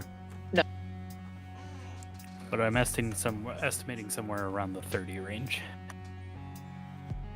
You're close. Damn, so close. Anyway, so we're at the 2-hour mark. Did we want to take a bathroom break, or do y'all want to keep pushing? Break. Break's always good. Yeah. Okay. We're gonna go ahead and take a quick 10 to 15 minute break. If you're watching up to this point, thank you so much. If you want to see more content like this, you can go ahead and follow, subscribe on your channel, on your platform of choice. We stream on Facebook, Twitch, and YouTube, as well. Keep tuned in. There we go. Because over the next couple weeks, we're going to be running a one-shot for the system Lancer, which I'm very excited for. There'll also be player interviews for that and a quick session 0 / what your aim for session 0 is video on that, as well as we'll be doing another playtest for my gaming system hopefully sometime this week as well. So if you're interested in any of that, please check us out either on the channels or you can join our Discord down below. But with that, we're going to go ahead and take a quick 10 to 15 minute break.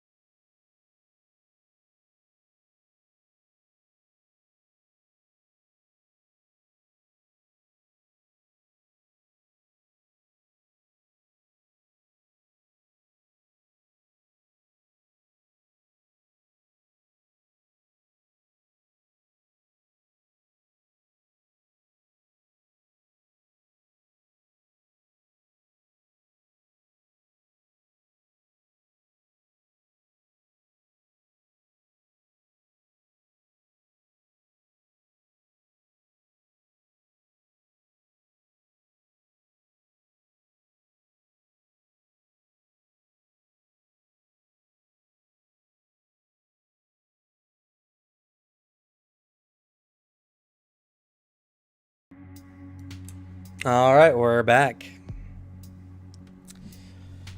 So, after dealing with Plague Horse,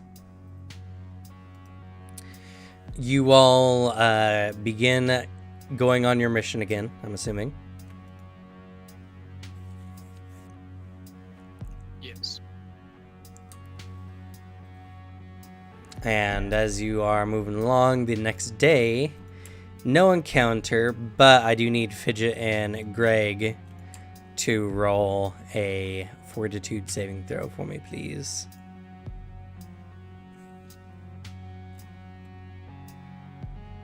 Woo! Uh-oh. No.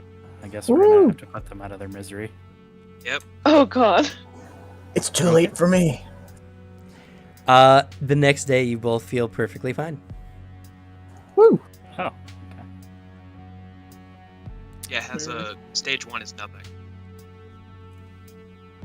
oh, I see. That's what makes it particularly bad. I'm just walking with Fidget like 20 feet behind the group at all times, just having pleasant conversations.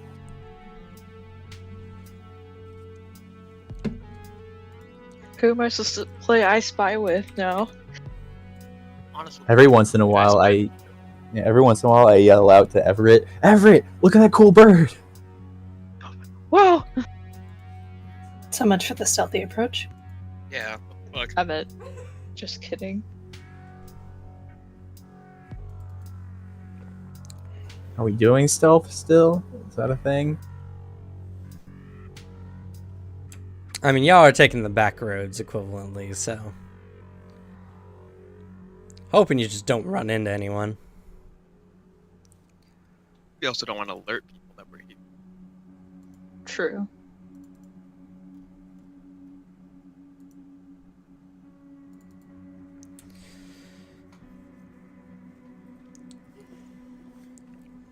Well, as you all continue moving on, Joseph is playing somber music on his violin.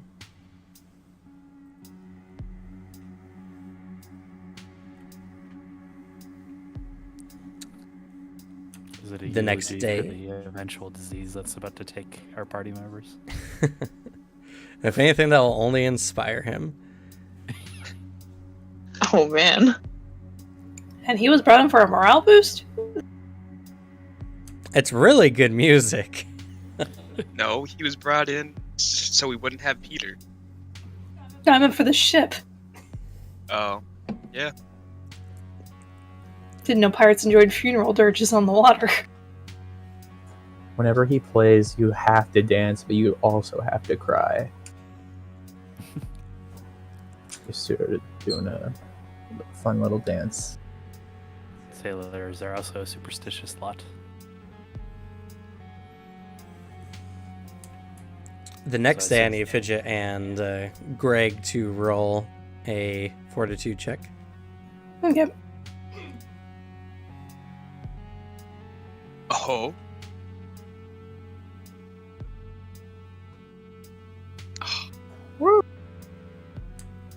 All right.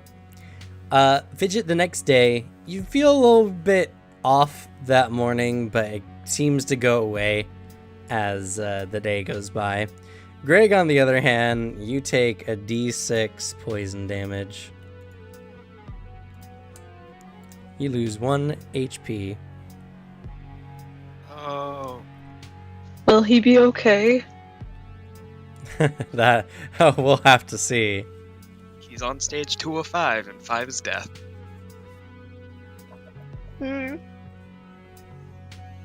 So the next day, small sores begin to form on your body. That doesn't They're seem like quite a good sign. Painful. Should we take a couple days to rest, Greg? You're not looking too good.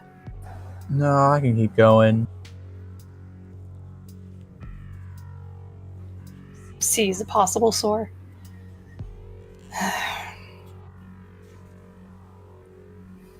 Hey, Kilo. We need to slow down. What? Oh. What's wrong? Whatever the horse had, Greg got. Oh no. Great, are you okay? Yeah, I'm fine. Ah! Oh god. Spits out black blood. Takes a couple steps back. It's not that bad. Still. Greg just does that. He just does that. Yeah. This is normal when you get to my age. It's the rotting troll's blood that he tasted. It's finally kicking in. Oh no, a troll is growing inside of him then. Oh no. What? Burst out of my stomach. We have gone from wholesome adventure with some minor antics to sudden aliens with chest bursters. Congratulations, you are the father.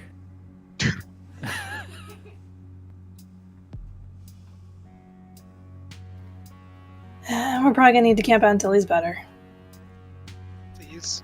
No, I can keep going. Greg, you're always like this. It's I not can't risk that you getting bad. worse. Resting a couple days won't be that bad. Ship is taken care of. Nothing to worry about. The only question is, with us taking the back roads, did that shave off any time that we had extra?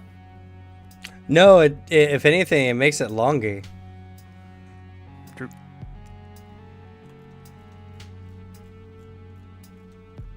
Oh, we had a pretty good month window. Okay. Yeah. You still had it was 28 days, and the journey was gonna take you only 8. Okay. Well, if we can take a spare couple days, let me try and treat him.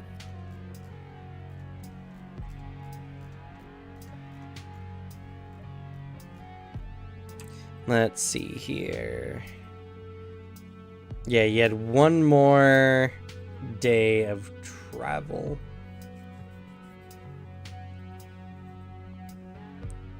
Before you got to the Bay area.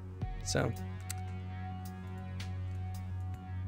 Also, y'all don't know. wanna spread this to the population and cause a pandemic. Oh. My apologies. You are that day, actually, as Greg is getting sick. You look across the Nizrock Bay, and you see the city of Nizrock. I'll go ahead and just give y'all a map of Nadal.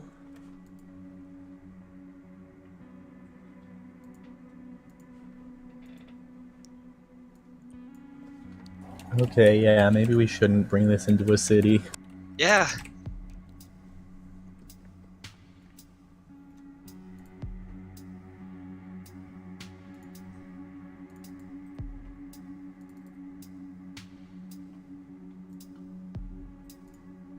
At least it's not the disease that slowly eats away at you and then turns you into an undead.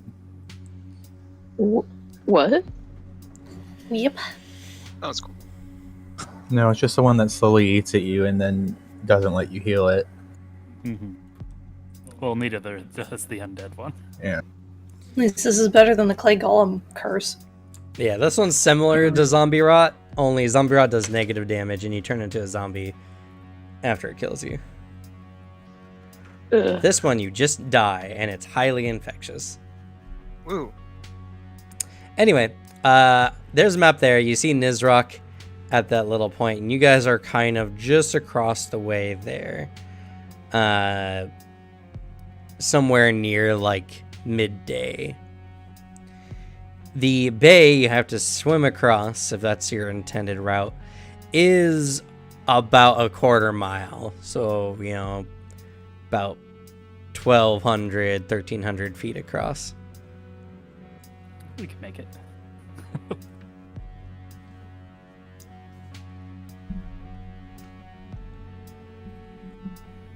All right.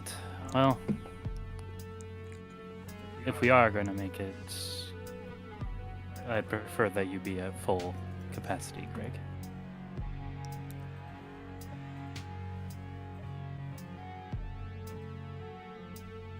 I don't really want to be the cause of an entire pandemic in this city. All right. We'll take a few days rest until you're better. On the bright side, even in your quarantine state, you could get some fishing in. Yes. Set up right on the beach.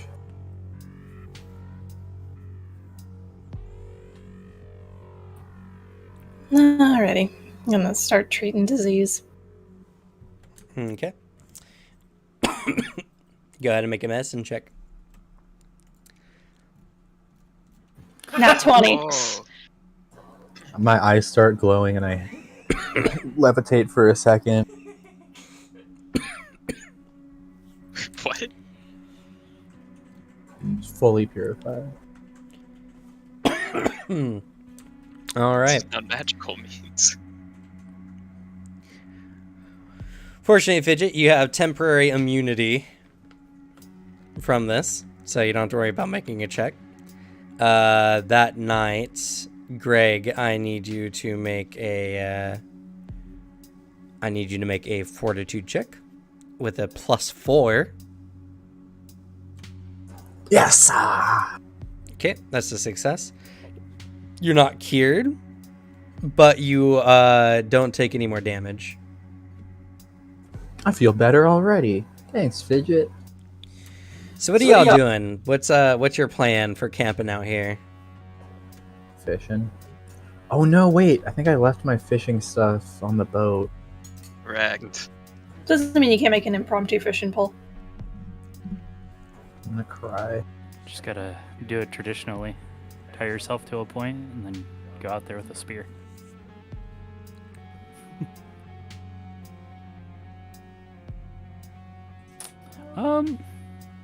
Yeah, why not?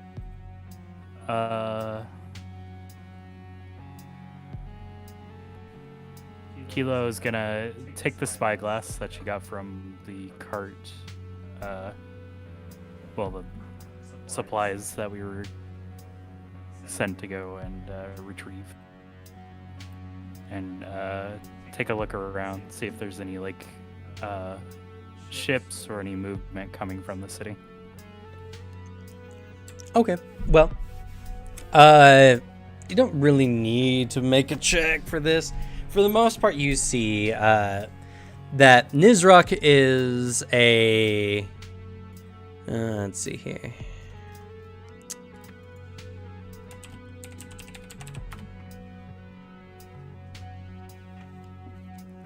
Nizrok is a immense city. It's about twice the size of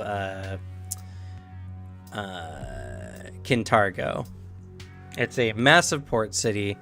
There are always a few ships that are docked here.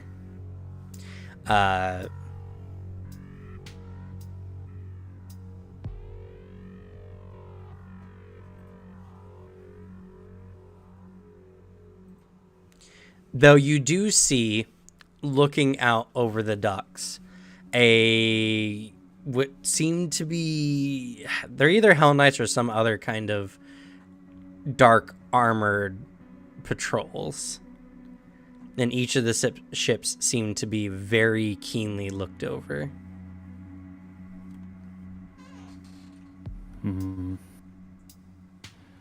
Well, going through the dock probably isn't the plan here. We'll have to maybe cross, and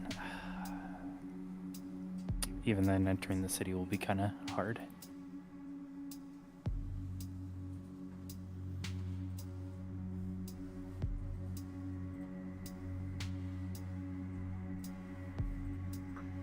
Maybe we should swim to the least patrolled area? I'm not sure, though. That's one way to do it. Is there any area that seems kind of laxed?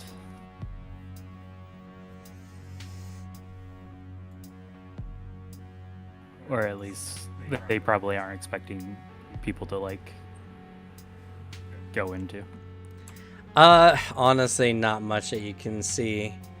The city is pretty massive, and your spyglass can only see for so far. You could estimate that the further away from the city, the more unlikely it is. If you went maybe kind of more like northwest up the coast a bit. But it's hard to say. And just as someone who's used to the ocean and everything like that, you're looking over, and depending on the weather on any given day, the DC to swim across the channel. Let's see.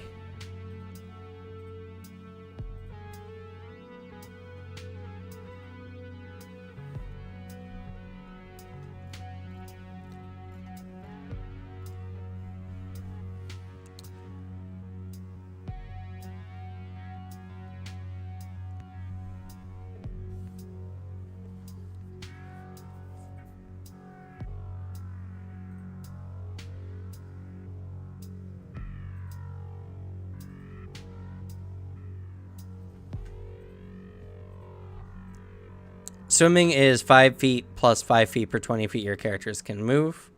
So most characters will be moving at 10 feet.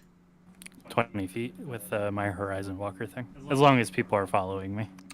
You don't gain that a bonus unless you have the Wild Strider feat. No, not for that one. It's actually part of this Horizon Walker. The favored terrain is a different thing entirely.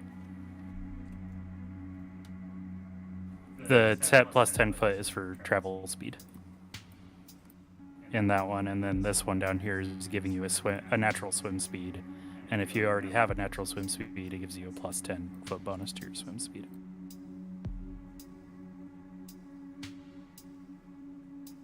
I posted both in case I'm looking at it. Dragged it away from you.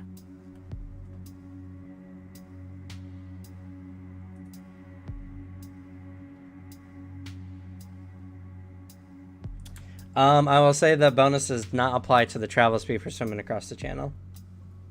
It's not standard travel. This will be essentially a skill check. Not for me. Unless it's a stealth, I guess. All right, feet is pointless.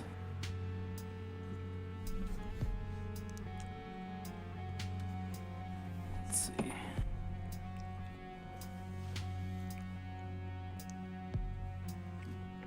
Because I should also mention that travel speed also doesn't apply like in combat. I know.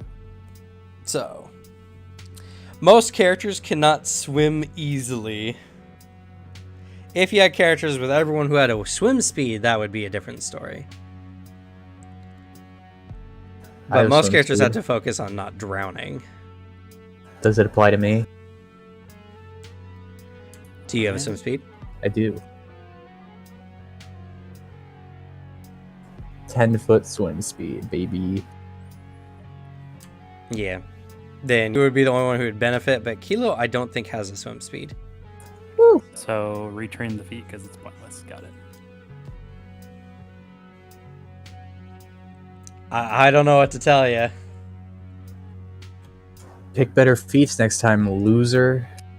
Well, I mean, this would just be exploration until we entered combat. So I don't understand why it doesn't apply.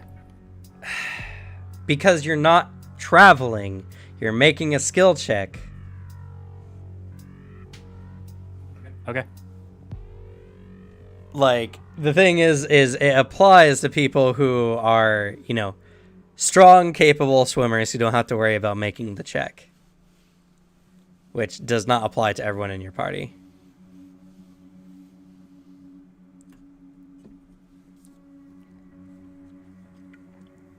If you had a spell or ability that gave y'all a swim speed, that would be a different story.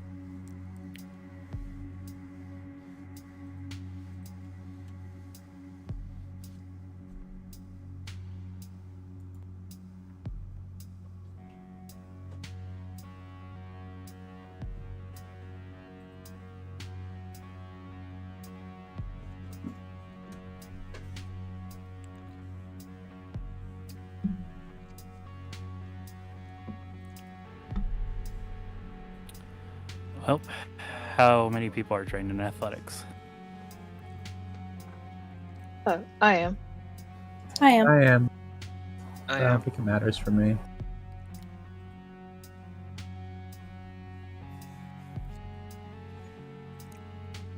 Let's see here. Yes, that was what I was trying to get to before. The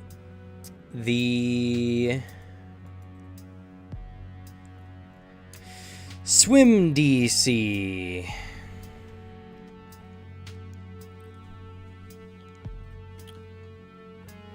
is, if it's calm water, the swim DC is a easy DC 10, and even if it's a little bit on the slightly rough side, which it is more often than not, it's still a DC 14.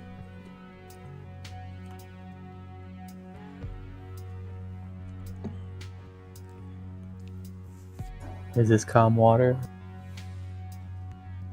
Right now, like I said, more often than not, you could wait for the weather to see how it turns, but it's a DC 14 swim checks.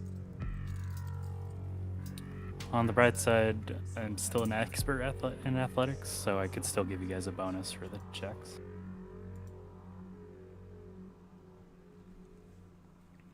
Oh, sweet.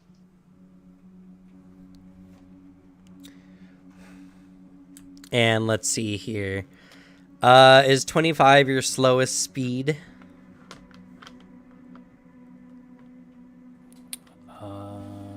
What's everybody's movement speed? 25. 45. Yeah. 25. 25. Okay. Swimming is exhausting. So it essentially has the same stipulation as hustling. You can swim for a total number of minutes equal to 10 plus your con modifier.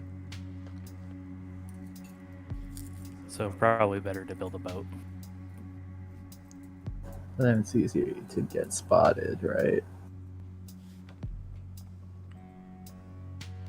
Well, if y'all could do it, using this chart as like a per minute, which I mean makes sense. I would make you guys roll once per minute. You would need to make 5 checks, which would mean it's about 5 minutes swim across the channel.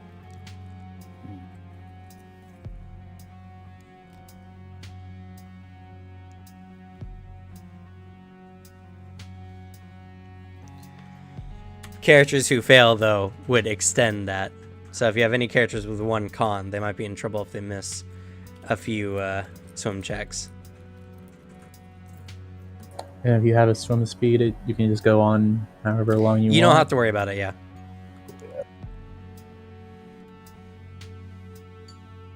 If anybody fails, I'll help them. I'll use my hero point. How calm do the waters look?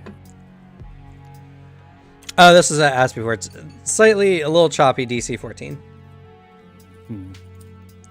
If you get a 1 in 10 chance on any given day, we'll give you a DC 10. And I'll say let's see, we'll make it a 1 is a DC 10, 2 through 7 is a DC 14, 8 and 9 are DC 15, slightly choppier water, and a 10 would be a DC 17 rough water. And that would be per day, depending on how many days y'all want to wait. We gotta wait at least 1 more, right? Yep, just to make sure the infection is gone.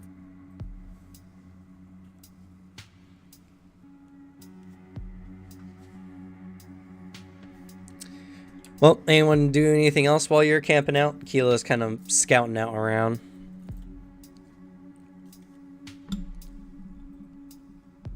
regretting not being able to fish.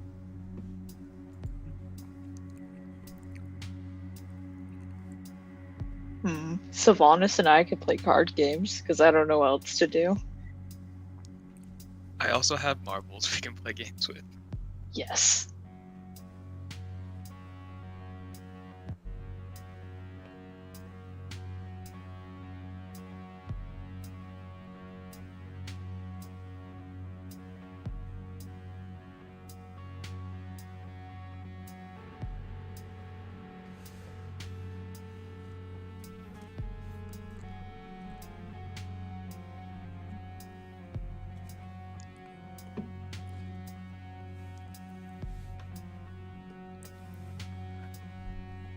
Oh, okay. Fidget, are you attending to Greg's stuff?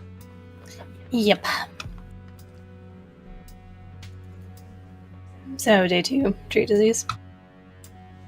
Yeah. Alrighty, here we go. Okay, that's a success, not critical. Woo. So that'll be a +2 to the fort save.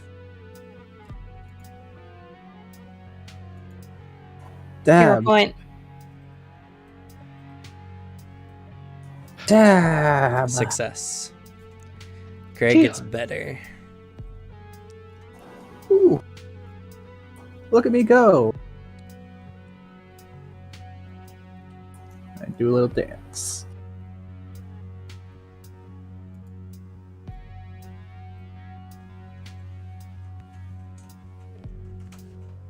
To announce that Greg is okay, Sylvanas give him a hug. Say, glad you're alright. Me too. And then I cough extremely hard. Ah!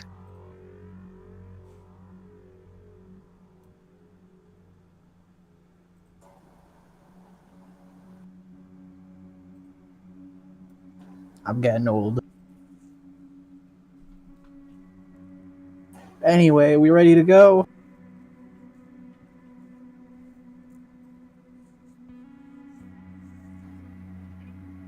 I am.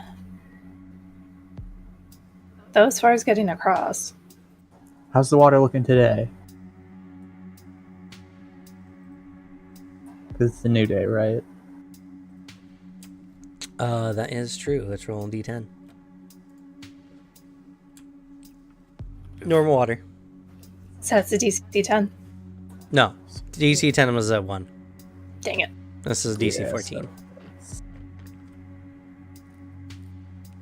Do we want to wait for a calm day or go now? We might be waiting for a while. Anybody not confident in their ability to swim? I'm quite a good swimmer, actually. Joseph raises his hand. Oh no. He's not a very strong swimmer, and by that I mean he has an athletics of 0. Oh, There's also the potential that we could also just send some people in to deliver the materials and then get out. That's true. A lot of us could just walk in normally if we don't have the materials. Wait, wasn't this city fortified for a reason?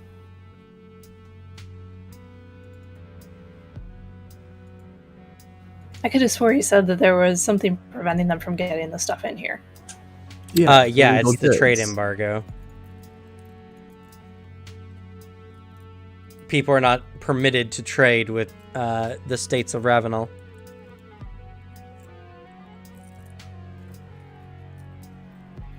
But if we don't have any illegal contraband, I mean, you could just walk in. Yeah. Split the party. And there's also the fact that a smaller group can be a lot harder to spot than a larger one. true. I'm a confident swimmer, so I'll go with that group.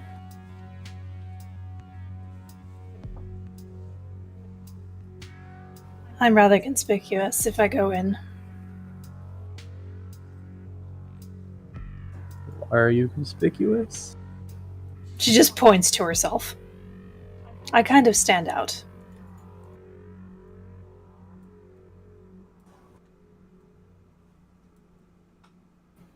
Now, if you are going in and she passes the seal to him, just in case. He gets caught. That's Wait, we on took him. the seal? I thought we put the seal back. The wax No. seal. Unless you're eating wax. Fidget took the seal. I thought we agreed not to impersonate government officers. I never said she was giving it up. It could be useful. The papers she gave up. It'd be worse to be caught with the seal. Not if you're by yourself. Because if you claim to be an agent and you have this as proof, you might be able to get out of something. Yeah, but there's not a lot of agents. They might just know who the agents are.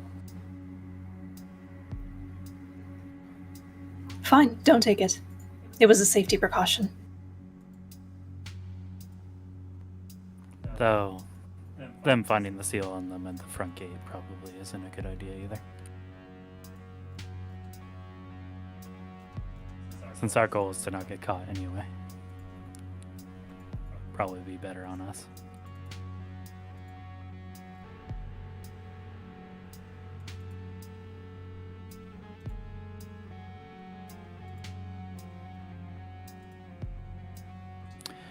Or we could just wait for calmer waters. Whichever you all prefer. Fidget, you're the first to notice. You see, walking along the shoreline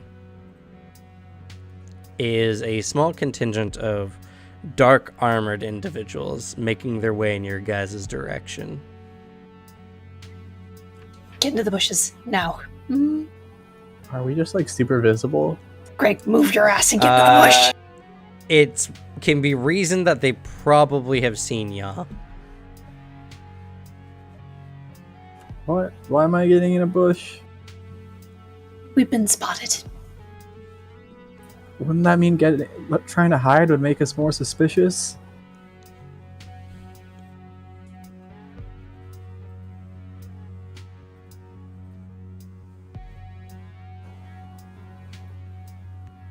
Okay. I don't know. What's everyone doing? Hiding. Currently, just standing around. Yeah. All right. I don't They know if we want to approach stand around. riding black mounts, horses, very dark, with a very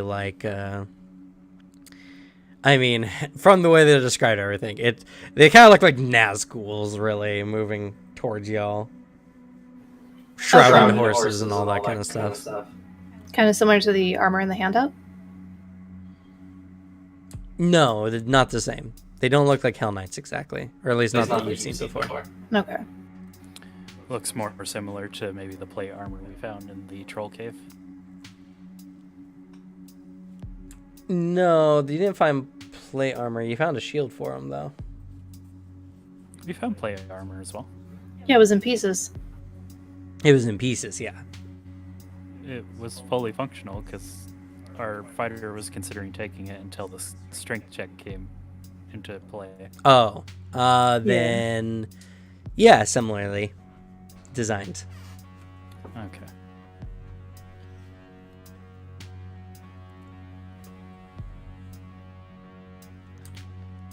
As they approach, one of the individuals kind of rides up. They're heavily armored, but they're wearing like this shroud that obscures their face. And they say, "Halt, vagabonds! Do you know it's not permitted to loiter along the Nizrock Bay?" We're sorry, sir. That guy over there was infected with The Plague rot. plague rot. We were just quarantining so we wouldn't spread. We don't want to get anybody else sick. I start sweating profusely. Roll a persuasion +2. Because you're telling the truth.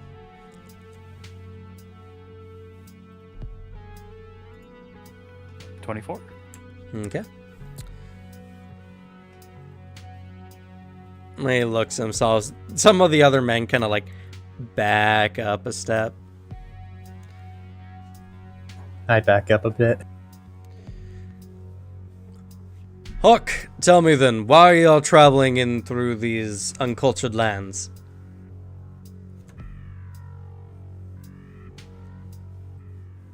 We were making our way to Nidal. Or Nizrock.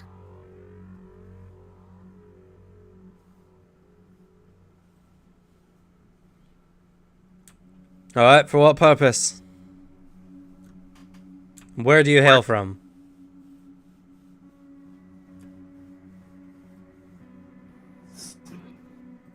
I personally hail from Absalom. I'm from Northern Nidal myself. I think I'm also from Absalom. Absalom as well. Same here. Really now?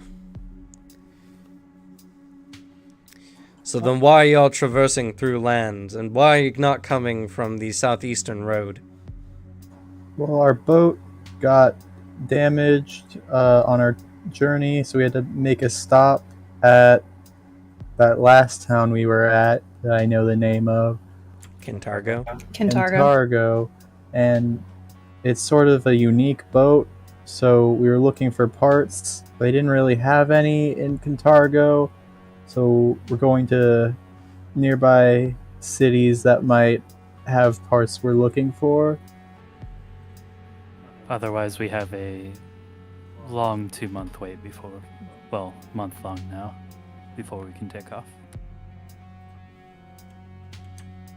Well, I see. Though, you all must understand, there's current embargoes going on with the nation of Ravenel when it comes to dealings with its surrounding neighbors. And since you hail from there, we must take you into custody.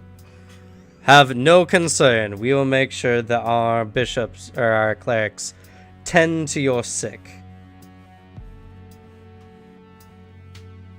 We will kill the disease from you. I look at everyone like, are they gonna kill me? Fidget just shrugs. By healing it, right?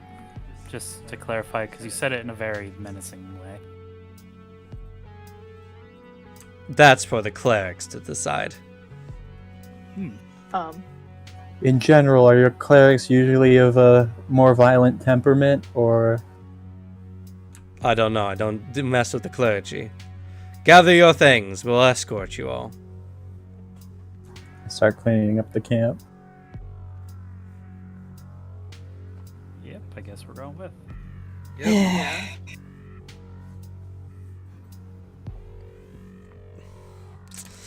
Yeah, you guys didn't mask your camp or campfire, and they saw it across the bay.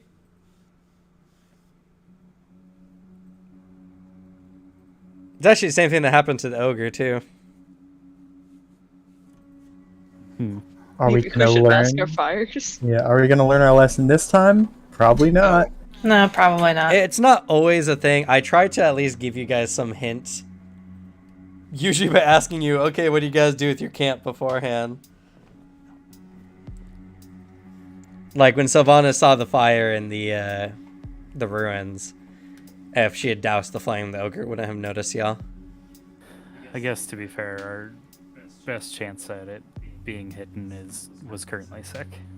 So happens. It's just something you wouldn't think of. And y'all didn't think of. Oh yeah, also you can go ahead and heal your HP there, Greg.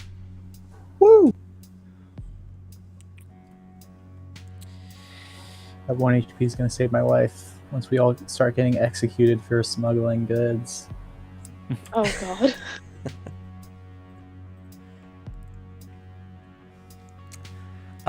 With that, they send a few troops behind you and they begin escorting you around the bay.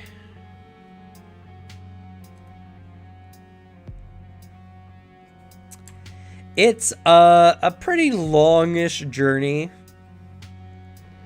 and they actually have to stop like probably 10 miles or so outside the city to rest for the evening.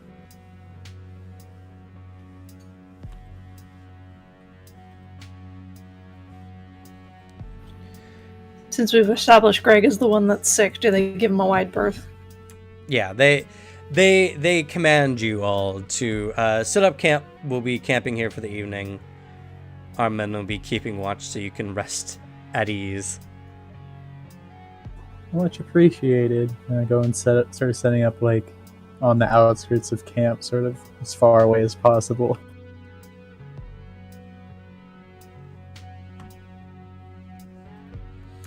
So, that night, do you all do anything? Who's better at lying in the group? Not me.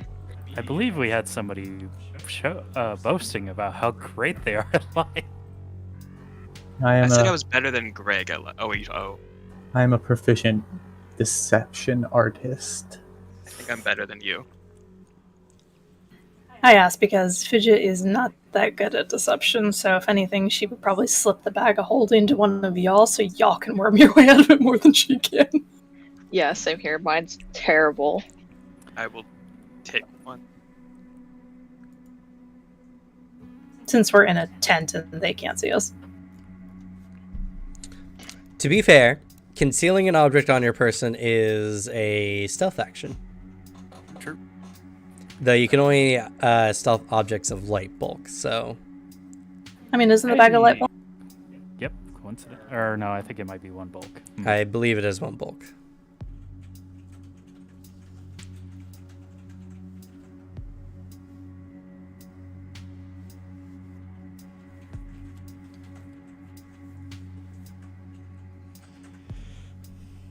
I can stealth good.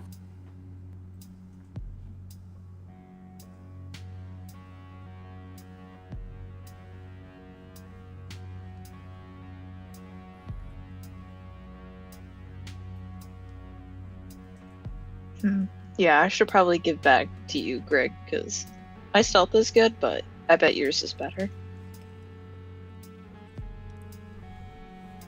You could also attempt to hide the bag in your environment. That does not have the same bulk stipulation. Yeah, that's what I was assuming. That's what I was thinking too. Because after we've been checked, why would they check us again? True. Or, I mean, once we get to the city, we can then do our business, leave the city, get the bags, and then go back.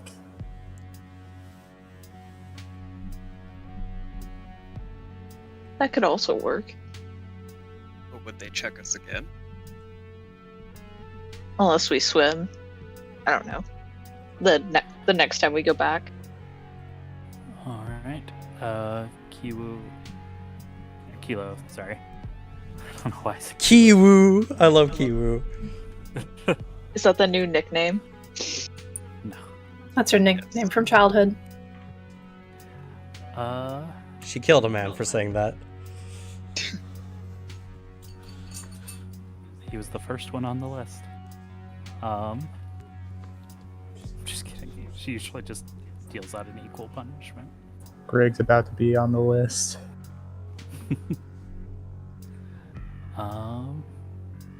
Yeah. I guess Kilo will try to hide the bags. I want to help with that. There. Okay. What's Does your anybody method? want to provide a distraction? Because that could also be very useful. I could do that. What kind of distraction are we looking for? What's the action called, Cam? Create a diversion. Yep. Get Just- panache from that. Just sort of act like you're super sick.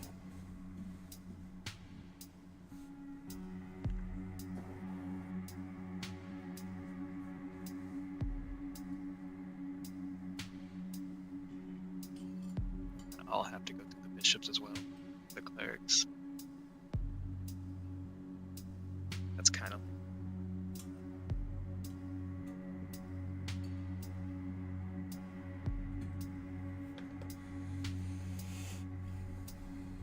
And of course, this action works differently than this one. That's mentioned in here. It doesn't work the way I thought it did. No, yeah, same for me, but that's fine. I like the one we've used more anyway. It just gives them a -2 to their perception DCs and skill checks. Maybe it's a feat that does that. I don't know, because I could swear I read it somewhere, but whatever. It's fine.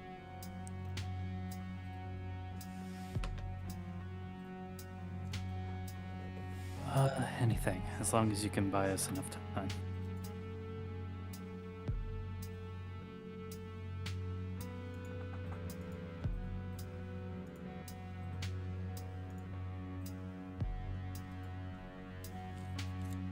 I'm blanking on ideas. I would need ideas. So go act sick. I don't want to have to go through the clerics like you're gonna have to. Oh, y'all are gonna go through the clerics. Oh, They don't. You're all in quarantine at the moment from them. okay. You could always famine and wilds them. Actually, I have an idea. Sorry, Sylvanas, but you would be the main one. I think vomiting off to the side is a good enough attention grabber.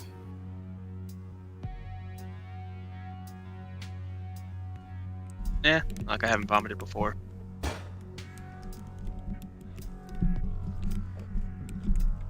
You could say I'm an expert. Oh no. Aw, that means so many bad things.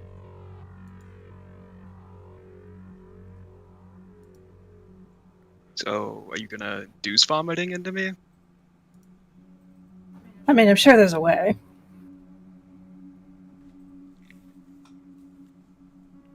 Starts going through the backpack. I don't like where this is going. We got any residual troll blood left? No. I know that made me want to vomit. Then why did you taste it? I didn't know it was gonna taste so bad. Sure.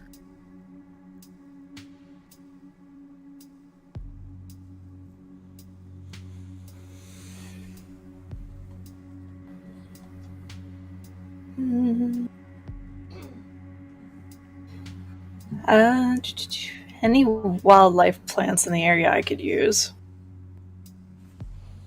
I would say a moderate amount. Alrighty. Can I make a nature roll to make sure none of these are poisonous? Can I think you also want help? something poisonous. Yeah, weren't you looking for something poisonous? Something to induce vomiting. I'm not gonna kill her. I mean, not all poisons are deadly. She just waits until the knights are looking, grabs a handful of a plant outside the tent. Just grab some grass. Here, eat it. Roll a nature check. I mean, that's how dogs. This will Can I help with this? literally Literally just grabs a hand of grass. I can help with you looking for stuff. Same here. Okay. All right. This is necessary to aid Sylvanas' check. Wow, y'all turn up with nothing. Oh, The indigenous plants of this region are not very It's just all grass. dense. this is so weird. They got one type of grass, and that's apparently enough for them. So sorry, Sylvanas. No bonus. Here, eat this folding chair. Someone punched Sylvanas in the stomach. Not Everett. I think I have the lowest to hit. Okay, I guess roll an unarmed strike as an aid action. Can I do it at third? Make it a third action. Nope, don't hold back. Right in the kidney? Just Why kidding. would No. you want it to be a good hit? Did Don't someone hold say back, fidget. kidney strike? Yes. Tell me that. That. I mean, I'm letting it happen, so I assume it hits no matter what. Yeah, it's a DC 15 if you're letting it happen. That fidget aims for the stomach, if that helps. All right, You get a +1 to your deception check to create a diversion. Yeah, +1.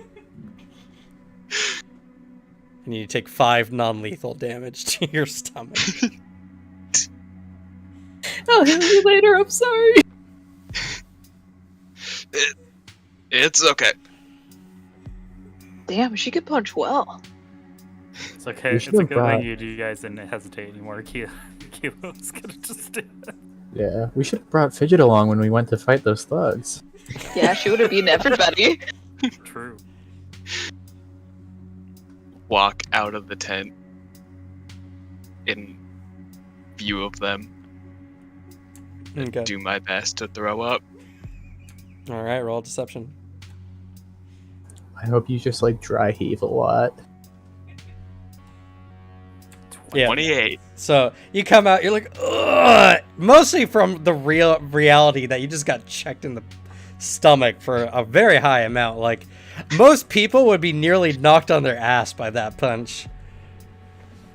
And you vomit, induced by the pain more than anything. And they're like, oh, God. They just kind of like back up. They're keeping a keen eye on you because they don't want to get too close. Sorry, you have to see this. Yeah. They're distracted. This will make their perception DCs lower for Kilo to now dip out into the back and bury the bags. Kilo, let's go. I'm gonna aid. All right. Okay. Make a stealth. That's a +1. Yes, sir. +1, and they have a -2. It's a good combo. Good combo. I'm gonna use a hero point. Yeah. That seems like a good idea. Oh my Use god. mine. Use mine. Use mine.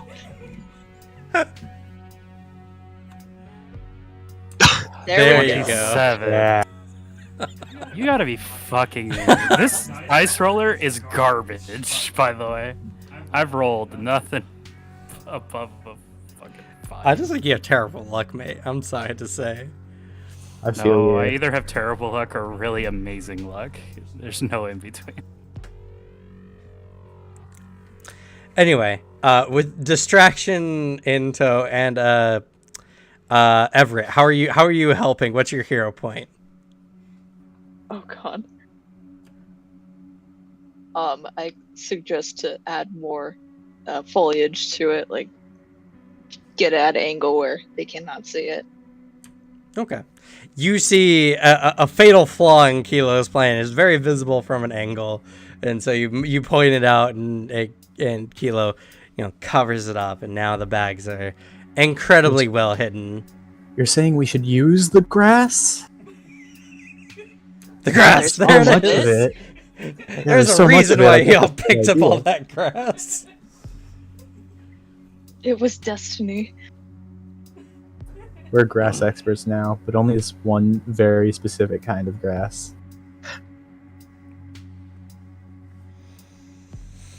Alrighty.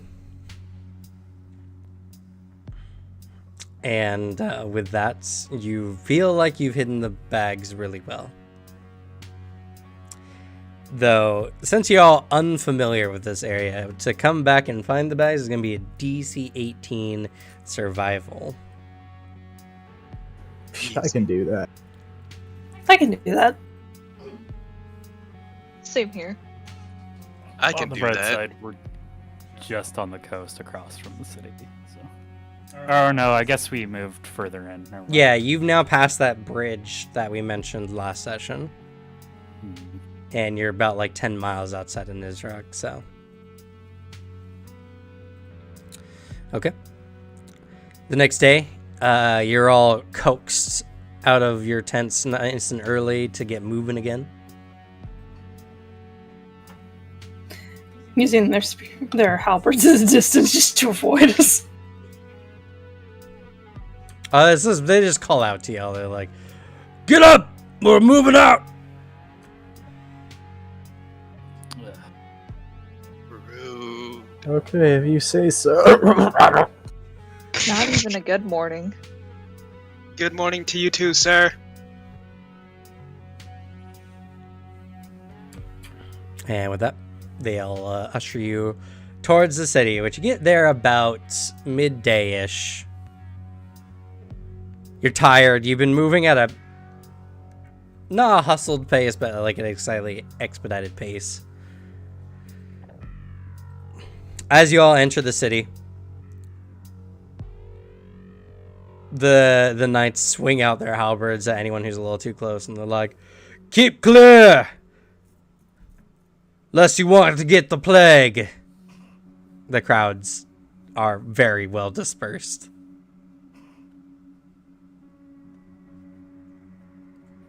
As we're walking in, do we see our destination for the smuggling? No, they don't take you necessarily along that route. They take you straight to a temple of Zon Kuthan. Oh, fun. Yay. As you enter into the cathedral, they kind of like leave you at the door, and they're like, "Once the priests are done with you, then we'll deal with looking through your belongings to make sure there's no contraband. Do not try to run." You got it. Yes, sir. As you all enter in, the church is very gothic. It's very like Danse Macabre kind of gothic, you know. Lots of skull motifs, very dark gothic architecture, black everywhere, black pews. The pedestal has a like skull with melted wax over it from a candle half burnt through its wick. I bet there are so many flying buttresses. Yep, there are tons. Bet Joseph is eating this up for his inspiration. And when the priests come over, you can see they're all very pale and pasty, almost like undead. They have a veil over the top part of their head, leaving just these slightly gaunt white lower half of their faces. And you can see across their body are all kinds of massive piercings and what looks like ritualistic scarification on their bodies. It's very stereotypically evil cult priests, what they look like. And as they come around, they're like, "So you've been plagued. Well, then we will purge this sickness. Be forewarned, purification often includes fire." What? They begin to ritualistically burn incense around and spritz you with amounts of some kind of aromatic, like strong smelling oil. Is this oil flammable? Most oils are.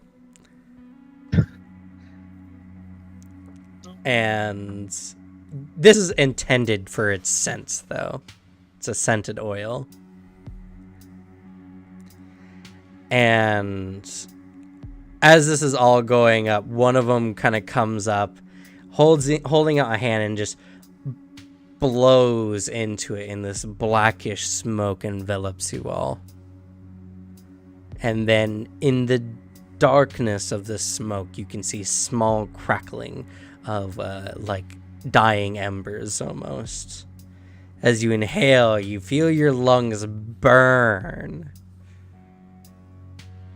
And it's a very unpleasant experience, but after about a minute or so, the ritual ends. One of them comes up and inspects you, kind of crudely, grabbing your face and twisting you around to look at you closely. "They are cleansed of sickness."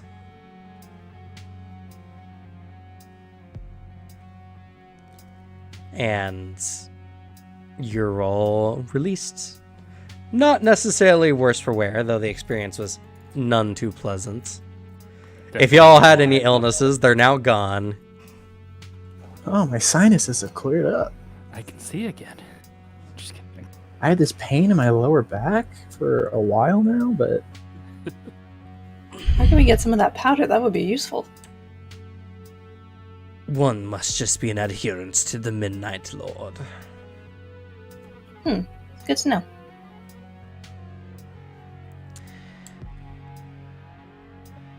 After that, you're released back into the guard's care,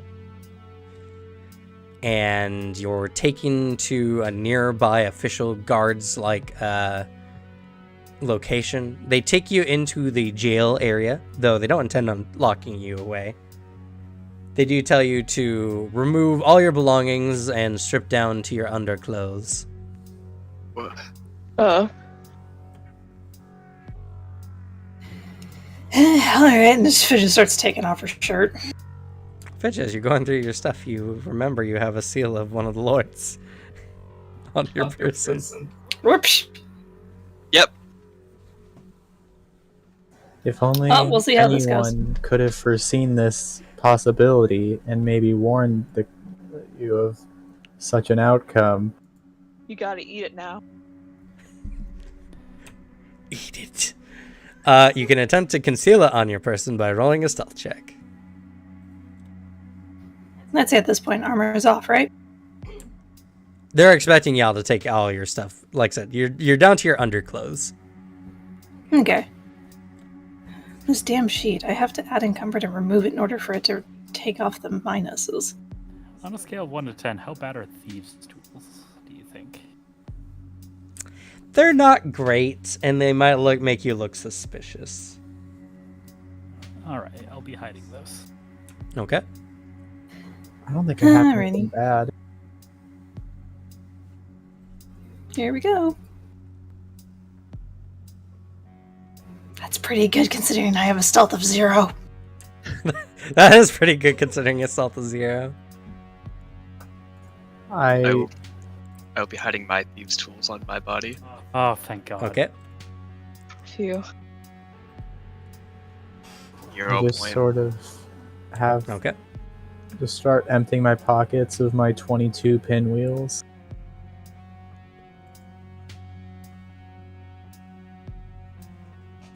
How distracting is somebody emptying a thing of If he wants to make it distracting, he can attempt to do so.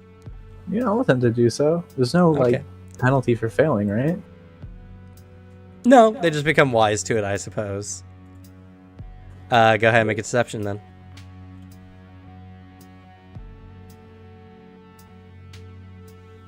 Yep. You are not even trained in it. Nope. And you were saying you were. No. I was just saying I was good at it. Uh, I don't know why anyone's surprised by this.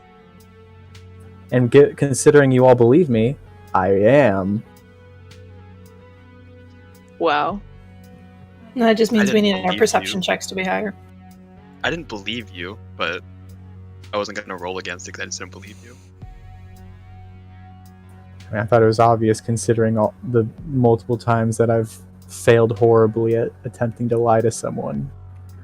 True. All right.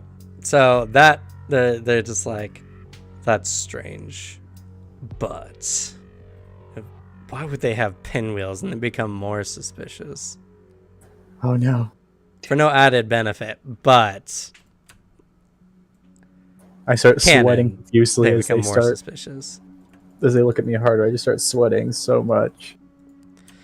And they begin inspecting you, starting with Fidget.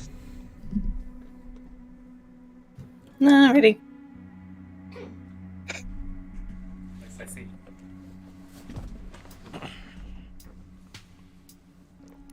Where are you hiding the seal? Prison pocket. No one's underclothes comes with pockets. That's not what a prison pocket is. Well, since they've prison already... pocket. I didn't hear that. I mean, at this point, there's no point in her trying to go through a prison pocket. She tried to stuff it into like a crevice of one of her pockets on her clothes, and the shirt comes off and it just falls out. I'm like, what's this? Leans down, picks it up. This is a seal from the Mulderius family. Where did you get this? She shrugs. On a plagued horse that was dying?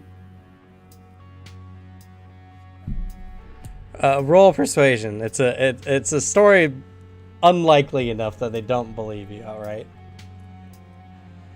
Can I help by adding that's what got us sick?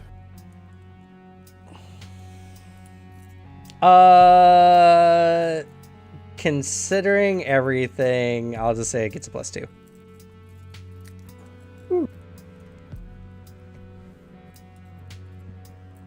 What's a 23?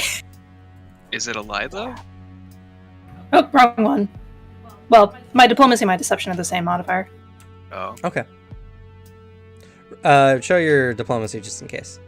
To verify the stats are the same. Thanks, Booter. You made everyone suspicious. Listen, it's They not are my fault indeed I the have same. so many pinwheels. Man, you're rolling like fire today. Jesus, that's a 19.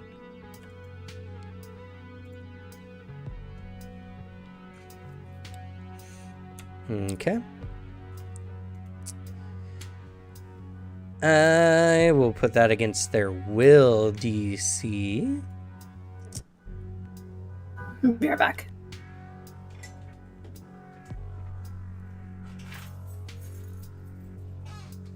Everybody looks up at the guards. Are you guys gonna get that? Honking. A Honda Accord is going off. Hey, is that one of your guys' cars in the parking lot? Hopefully not. No, that's what Suzanne was checking, though. After my vehicle got, just stolen and totaled. Can't be too safe nowadays. We've had 2 cars Yeah. stolen here. Jesus. Seriously? Yeah. Including yours? Or other cars? Devin's car. That was a few years ago. Shit. Oh my god. Nice. Yeah, it's a shitty neighborhood. Anywho. He looks you over and he says, Describe the horse to me. And did it have a rider with it? No, Horse is by Brown. itself. sick. The rider didn't seem to be around when we found it. Yeah, it seemed alone. Was there anything else of note on this horse? There were some documents, but we didn't take those. Documents, you say?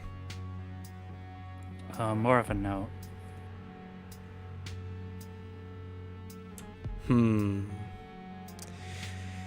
Well, we're gonna have to incarcerate you until we look into this further. Okay. All of us. Yes. They continue their inspections. Next is against Kilo.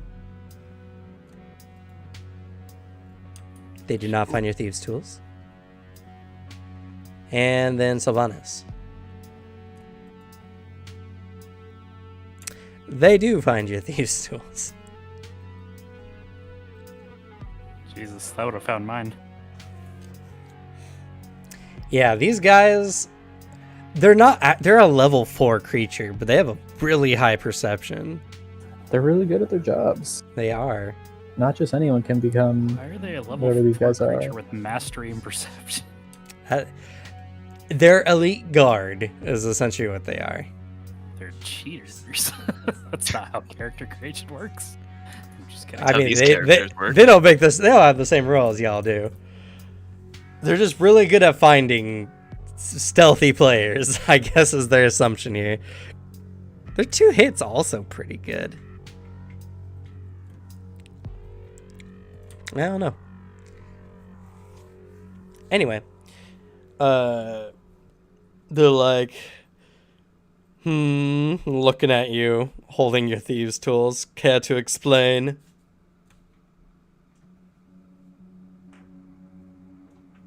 I've never done anything illegal with them, and I haven't planned to. Roll deception. Actually, is that true? It's true. You are lying when you say you don't plan to do anything illegal with them. That's Knowing fair. Sylvanas' character. For sure. That's not bad. That's not bad. And he looks at you. His eyes, well, you can't see them. They would narrow if you could see them. And he's just like, we're going to confiscate these. Honestly, that's fair. Your willingness to easily give him up further reinforces his opinion as he sets him away. All right. Oh, let's check the rest of your gear.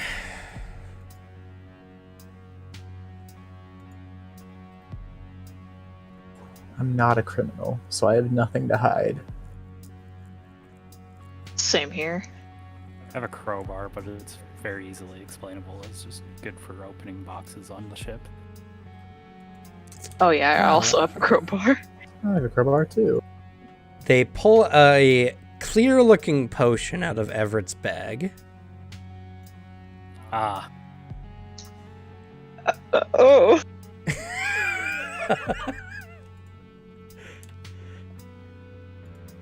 Fortunately for you, they still have to try to identify it.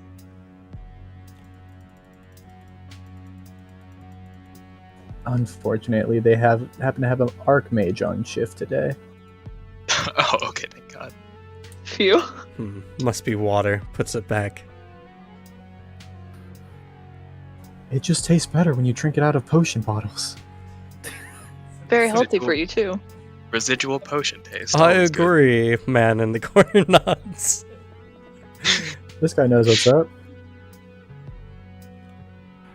I mean, that's fair. A lot of like glass bottle drinks do taste better, to be fair. Yeah.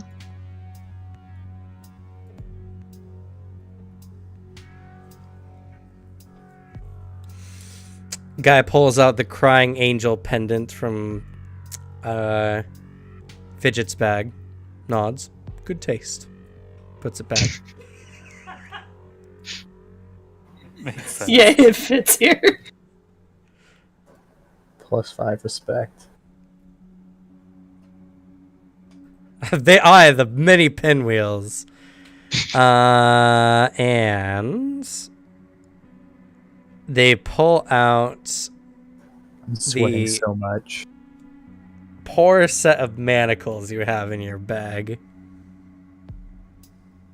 Did you know it's illegal to have this on your person? Is it? I didn't know that. They don't look in the best condition, but we'll confiscate them anyways. They take your 4 Okay. manacles.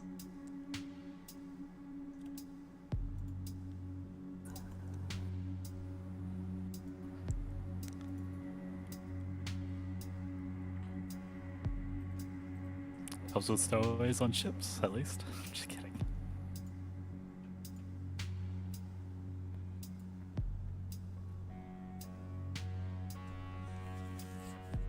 Okay. After that, they seem to and they inspect your dagger. Its greenish tint is very suspicious. Oh no. No. Okay, phew. It's fancy metal. Must be enchanted with acid. Puts it away. Alright. We'll hold on to your things, and we'll investigate this deal with the seal. If everything's clear, you'll be released. None the worse for wear.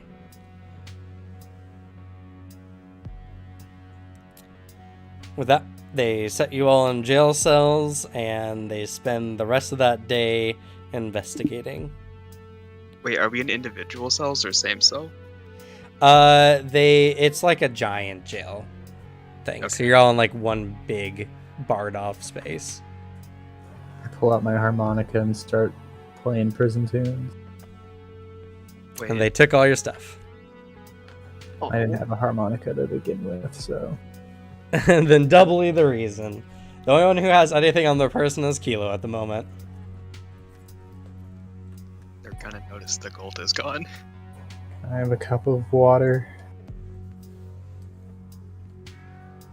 Not my bottled water, no. Do you guys have a metal cup I can have? So I can clang it against the bars? Please don't. You don't do well in a cage space, do you, Greg? No. Just really ironic for how much time I spent on a boat. I mean, you're willingly that's there. just the freedom of the open sea, isn't it? Exactly. Can't feel the wind in here.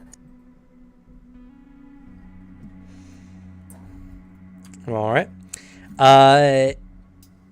The next day, which will mark day 12 on your 28-day deadline.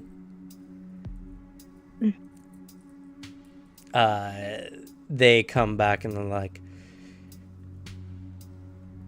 while we cannot 100% confirm what happened to the courier, there is word that the Lord Meldarius did send out a courier about 2 weeks ago.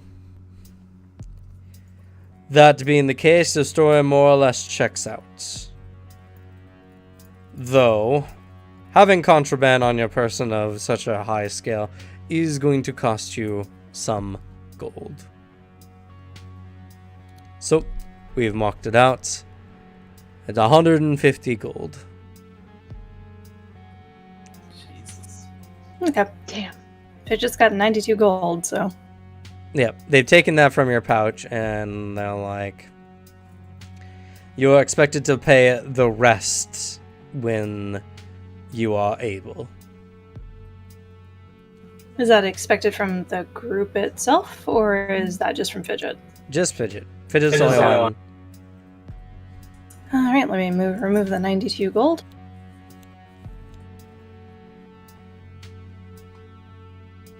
Leaves 58 left. Yes. Oh no, they take as much as you got on you unless it overpasses 150.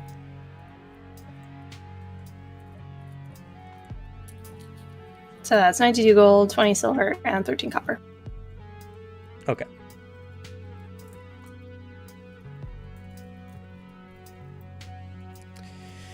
Well then, with that, we'll release you in customs. We will get your name and information written down before sending you out.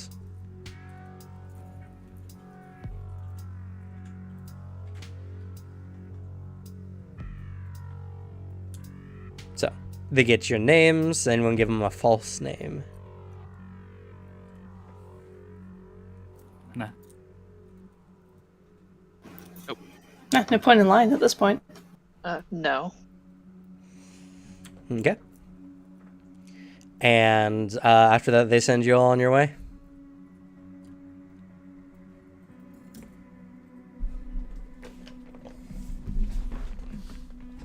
Okay. Do we want to just sort of find a place to stay in the city for a bit?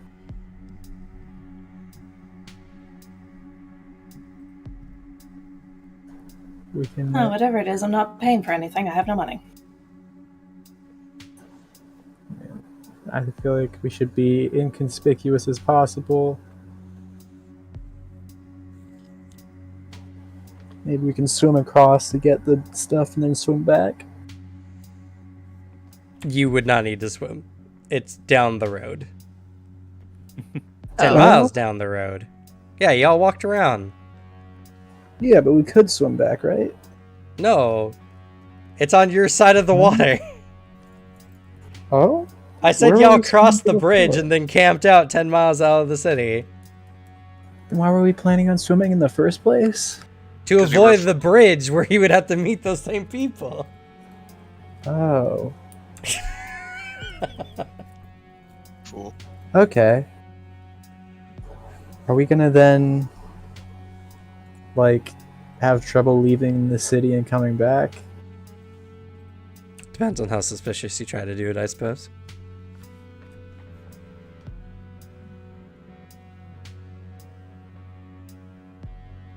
I feel like not all of us should go do it. Did we see any wildlife while we were camping out? Grass. The average amount. I have a plan. Like involves Greg and me. Anyone who else wants to come. We go out. We like hunt something, grab the bags, come back. We're just hunting to sell it for money.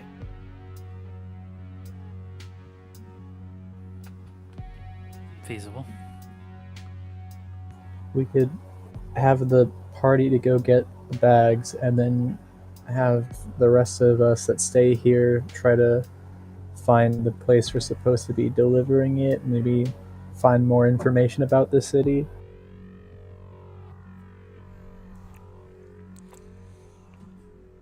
You've been given loose directions on where you needed to go, so. And I will say the whole hunting thing, usually when people come in, you know, with hunting and stuff or whatever, that's after like a month of hunting. They typically have like upwards of 10 to 15 pelts. Also fair. We just need a small amount of money.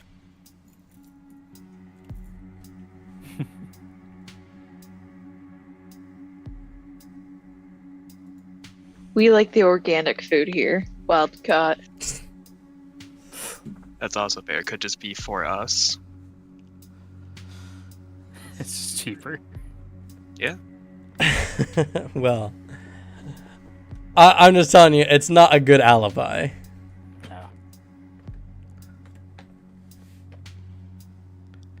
Granted, again, they do check almost everyone who comes through the city gates, though, and that's kind of a problem. Okay. We'd have to sneak in a different way.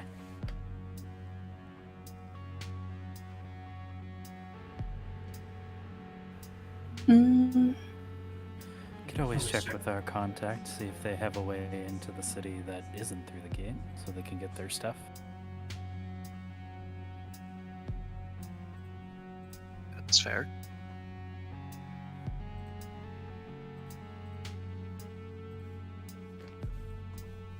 Anyone have underworld lore? I'm not a criminal, I'm a laborer. I have academia lore. Nope. Sailor. Somebody did, I though, do right? not.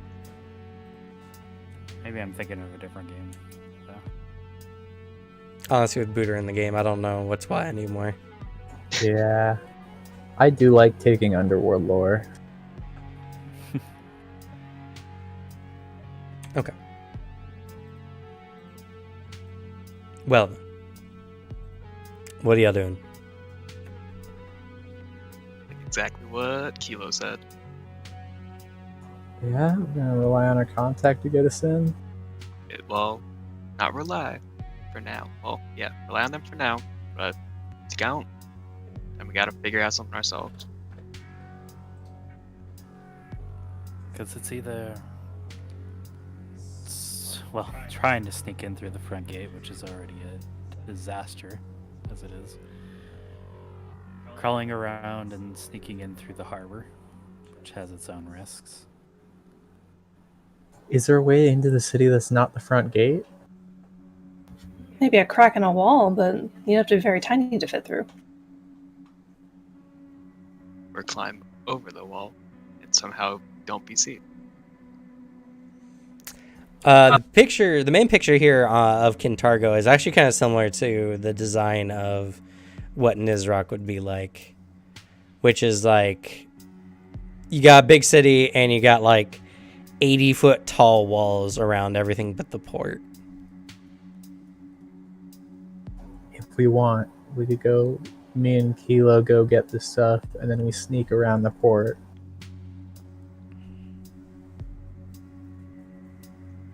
Yeah. That's as good a plan as any. I think the two of us are stealth boys. Yeah. Well, sometimes. Depends If the how gods dice permit. is feeling. Theoretically, we should be stealth boys. I'm Yeah. stealthy and a liar.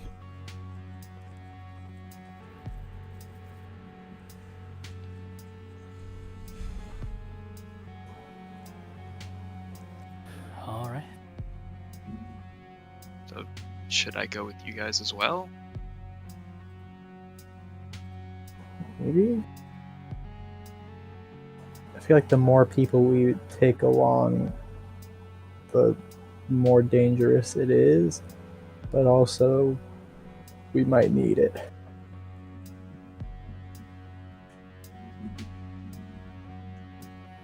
Sure. The three of us will go. Okay. Where would you like us to meet you? Should we get an inn first? If we're going out. If their prices aren't gouged by the... I guess they're not blockaded off, so never mind. Yeah, where we came from is. Yeah, Ravenel is having some economic troubles right now. Hmm.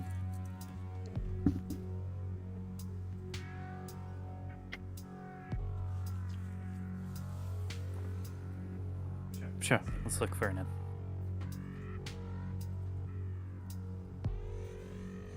Okay. What level of inn do you all want? Kilu doesn't really have a preference, just something usable. Give me a Motel Kilu, 6. you say? Yes, Kilo.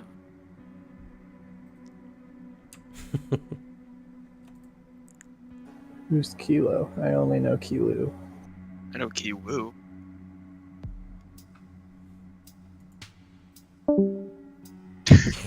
Oh no. Welcome back, Kiwoo.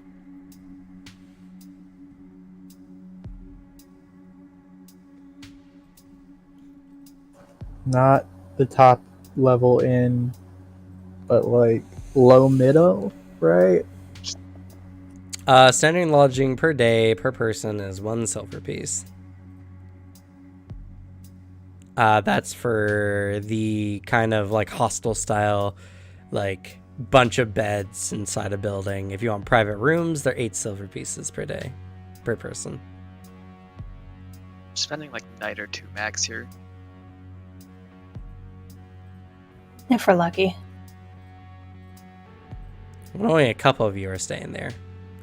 And the other 3 are going to be outside the city.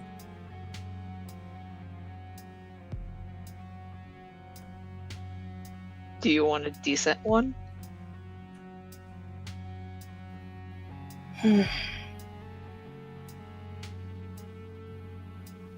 How are your funds looking?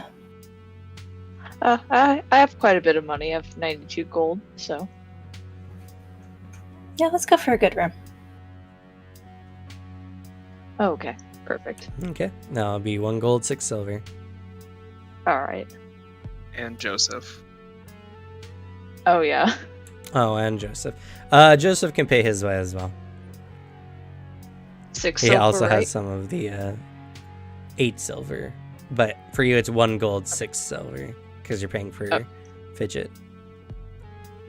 Sweet. Okay. You all get a nice inn at the Dark Moon Night. Now we know where to meet everybody.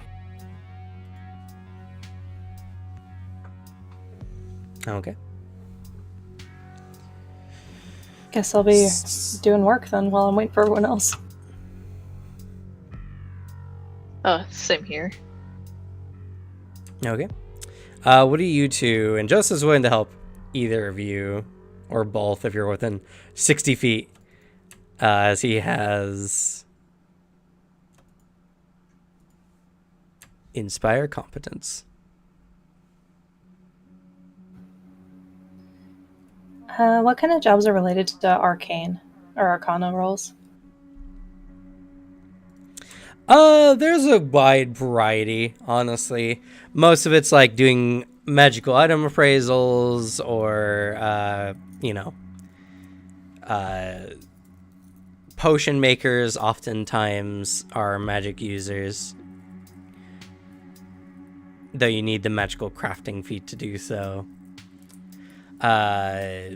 Spell inscribers.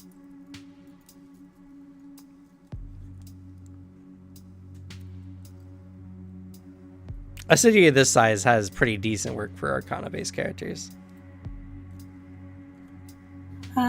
She's gonna go ahead and do appraisal then, since it's the only skill I'm currently expert in. Okay. What about you, Everett? What are you doing? Would it be okay if I got a weapon? Like, bought one, obviously, but... I mean, the city has nothing against bearing arms. Oh, okay. What weapon would you like to get, though? The bastard sword. I'll sell my elven curved blade for 2 of them. If that's okay. For 2 bastard swords? Never mind, 1, sorry. Dual wielding bastard swords, I see. I mean, you can. They're both one-handed weapons. And if one breaks... Oh, no, I think when you're dual wielding... Oh, no, that's right. The certain two-handed feats require you have your other weapon be something. Are you getting it for your feet? Yeah.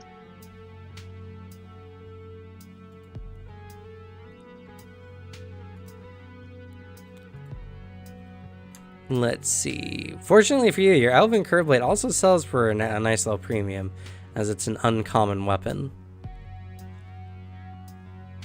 Oh, perfect. Double slice. That doesn't have the... I wonder. Oh, that one's just the one that if it's not light, it just has a -2 on the second attack.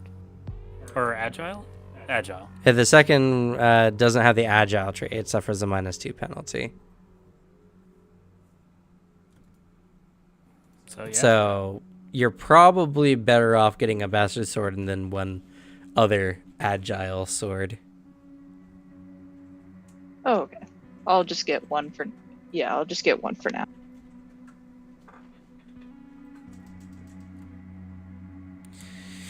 Let's see. Elven Curve Blade sells for 6 gold.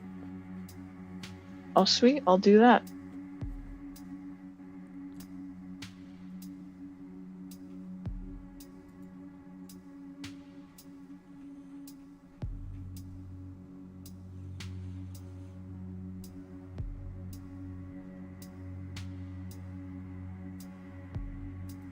Sweet, thank you. I did not mean to derail this. No, you're good. I recommend getting a short sword for your other offhand weapon. It has agile and Okay. finesse and does d6. Sweet. Okay. Fidget, you need to go around and talk to people, find out if there's any work. Go ahead and make a society roll for me, please. Alright. It's pretty good. That's a pretty solid one. You find level 1 work for Arcana. So you can get 2 silver pieces. It's better than nothing. Alright. You get in, ask around for some work, and they kind of like take you off. There's a spell scribe there. You don't know arcane spells, but they essentially are just having you copy paste spells anyway, using certain kind of magic inks. And you demonstrate your knowledge and they accept you in. Go ahead, make an Arcana roll. Pass. That's gonna be 2 silver pieces you make that day.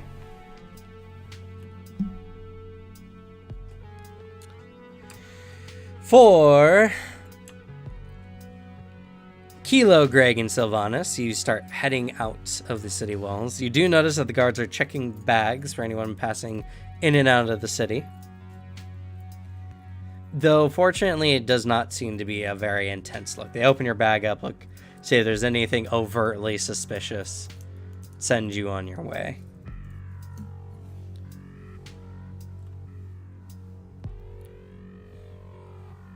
With something like these tools, it's easy enough to like put them at the bottom of the bag. They have you open your backpacks, they look inside, don't see anything too suspicious, and send you out. Okay. You said we're gonna have to make a survival check to find this thing? Yes, it's going to be a DC 18 survival check to backtrack and find the exact spot where you put the bag. Alright, so I assume Greg, but maybe Yeah, I one of you got has it. higher than I thought it was. I can assist. I mean, honestly, at the level you're all at, you're probably all just best rolling. Yeah. Because you're going to make the check to assist is higher than the check to find the bag itself. See, easy, and I have a +5. Well, get wrecked. Oh, Idiot. poor Kilo. Probably for the best, anyway. All right. It's getting late into the evening, and it's pretty dark out, but you still manage to find the area with some traces of your prior campsite. And after a few minutes looking around, Greg, you find the bags. Kilo, no, we came from this way. Stop trying to go to the west. Alright. Poor Devin trying to play a prideful character. Roll 20 shall not allow it. All right. Though it is quite late out, and you'd be marching through the night if you wanted to go to the city. You could do so.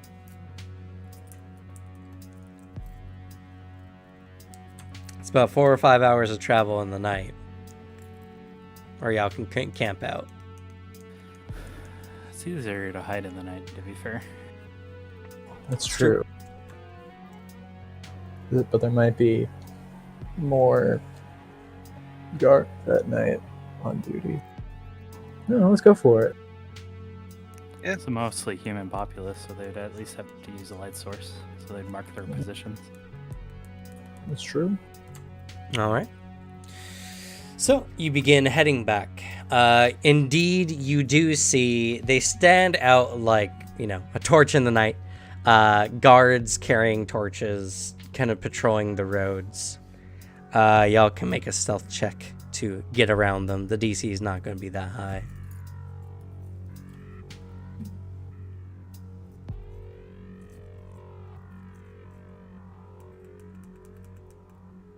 Oh, thank God. All right, you all pass still. Okay, so we got to go in on 3. We're gonna go all together. Wait, where did Kilo wander off again? Where'd Kilo go? I'm right here.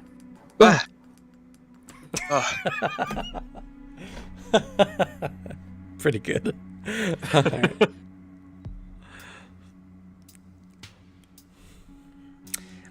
So you get to the gates, and the gates are very well lit. There's still guards standing there watch. No one is coming in and out at this time. But you feel like trying to go in through the front gate's probably not going to be a good idea. Yeah, I think we're considering the harbor is probably the better way to go. Yeah. All right. So you start going along the outside wall, kind of towards the harbor, and you do see small communities of less than wealthy individuals kind of making small little towns outside the walls. Simple farming towns and all that. You do see a couple more guards, but it's more or less easy to avoid them, keeping a pretty wide berth. And you get to pretty close to where the city, where the wall ends and there's the port. It's a steep drop off to the water, about like 15 feet below. And it would be difficult, but you could possibly climb around the wall into the city itself. Oh, it's at the DC at 18 to climb around the wall. Would this help at all? Yeah. I mean, it would just prevent you from falling if you fail the check. I mean, plummeting doesn't sound like a good plan. So It's 15 feet into water. Has enough for one climber, though. that's fair. What was the DC for it? 18. 18. Yeah, that's a really high check. This would be athletics. We could Yep. go up This one would at be a time. athletics. Oh, we're going down, not up. Well, we could go. No, you're not You even know what going I- down or up. You're going around. Oh, dang. There we are. Okay, even worse. Oh, how far are we going? It's not like that far. About one successful check should get you pretty close to the other side. Oh, but what distance are we working with? It's like you're crawling around a wall. You're gonna be over a 15-foot drop, and then it's like, I don't know, like 5 to 8 feet around. Can you just like flap your wings a couple times over there? I mean, I do have a leap distance of 25. It's not a straight line. You'd have to make a U jump, and leaping is only straight, unfortunately. Hmm. All right. Guess we're climbing with the climbing kit.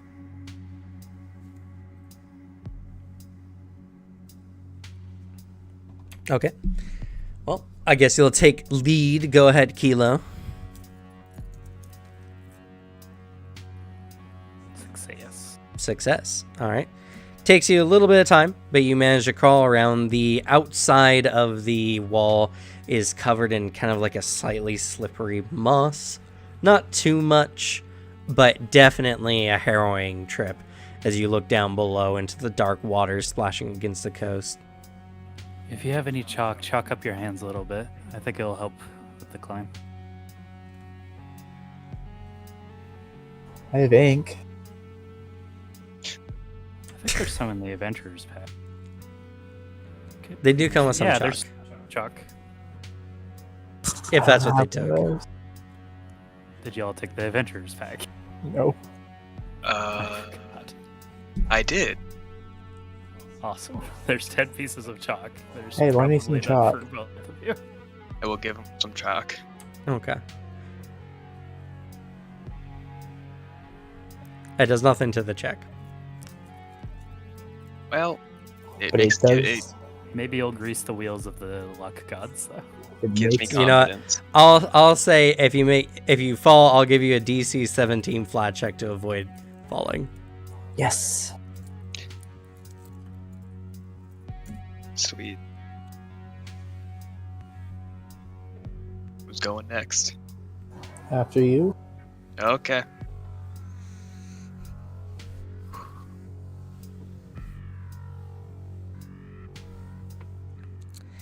You start making your way around, but it's just very slick, as Kilo mentioned before. You don't make a lot of progress. You'll have to make another roll.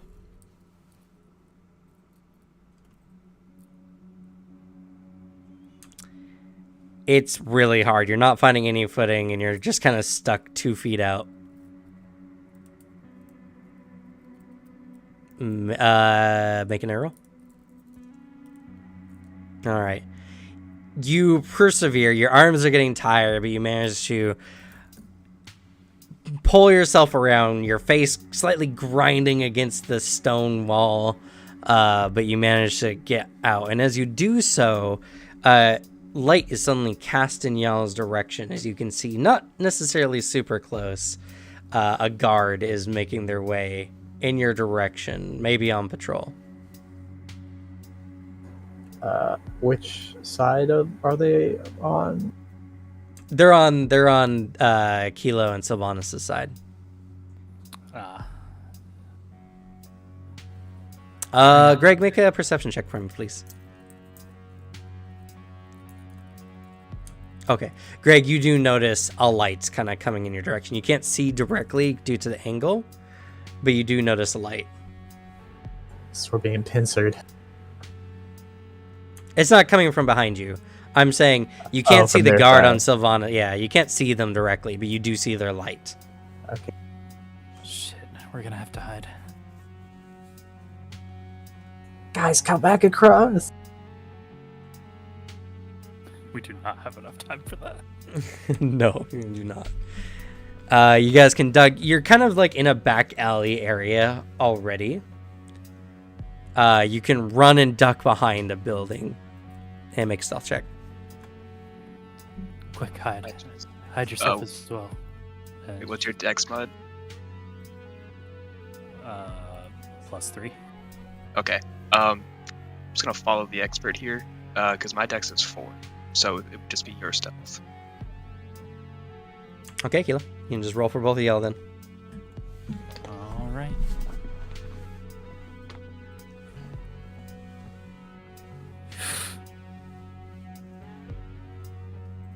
Okay. You quickly move and duck in behind the building. The guard gets close and kind of looks out over the water. Steps around the building and looks some more. And then turns back and goes back on patrol.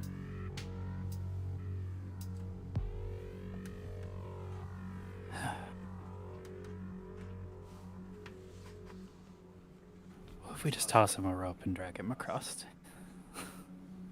No. Waits for the guard to like get a pretty decent amount away, and then we'll let Greg know that he can give it a go. Okay. Here we go. I'm gonna crit fail. Shut up. Dab. You go inching your way around the corner and you make it into the city.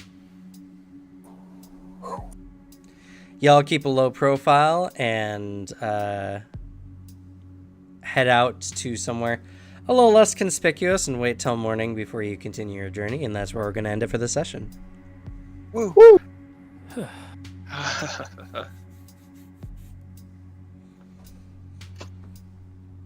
Being a smuggler ain't easy. No. There's It a is. reason why they're paying you guys a pretty good premium on this delivery. Fair. We should level up now, so it's all worth it. Let's should? see.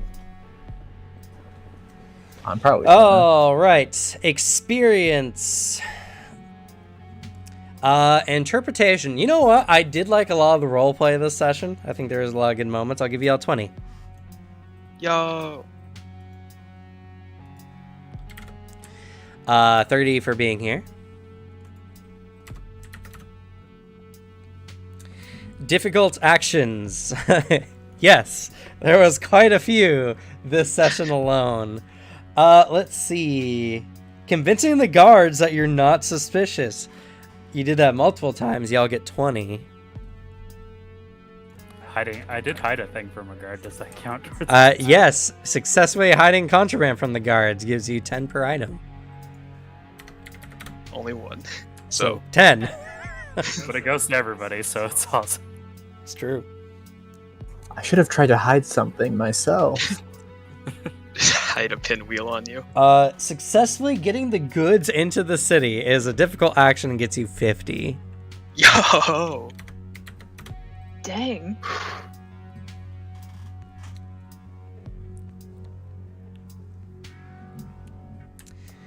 Let's see. Any other difficult actions? Yeah, finding your stuff after dropping it off. A DC 18 is not easy at your guys' level. So I'll give you all 10. Was throwing up in front of the guards difficult? Or like deceiving them?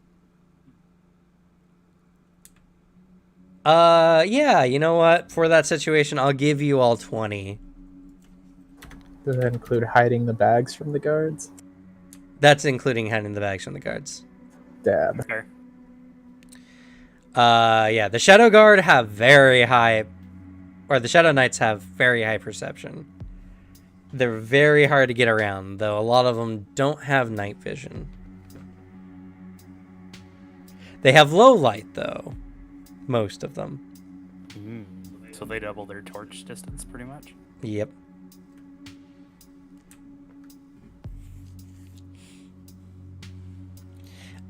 Good ideas or plans. Yes, traveling at night to go retrieve the bags was a good idea. It reduced the DC down from 25 to 14. Oh boy. God, we barely inked that one. Yeah. You guys could travel in the dark, and they don't have dark vision, so as long as you kept a wide enough berth, it was fine. But if you guys tried to do that during the day, I mean, you could act as normal travelers, but getting around the city becomes a different matter. True. So, going at night was definitely a good idea. I already gave you 20 for hiding the bags and everything, so... Wait, was it 10 for that then? The good idea? For the going at night was 10. Okay. Y'all should be at 170 currently. Mm-hmm. For gain this session. Let's see here. I don't think there's any other good ideas necessarily. Or at least nothing that you didn't already get an award for something else.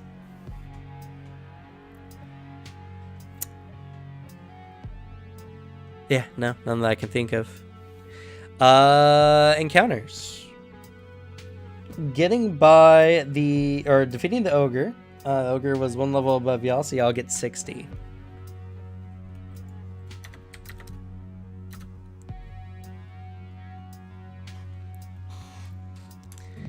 The horse encounter. You did survive the disease. It wasn't a very difficult disease, but still counts as a complex hazard. It's 2 levels below you, so you gotta get 20 for surviving the horse.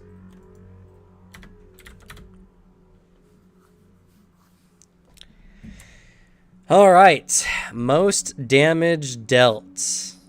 It was Greg. Greg beat me by 1. Dab.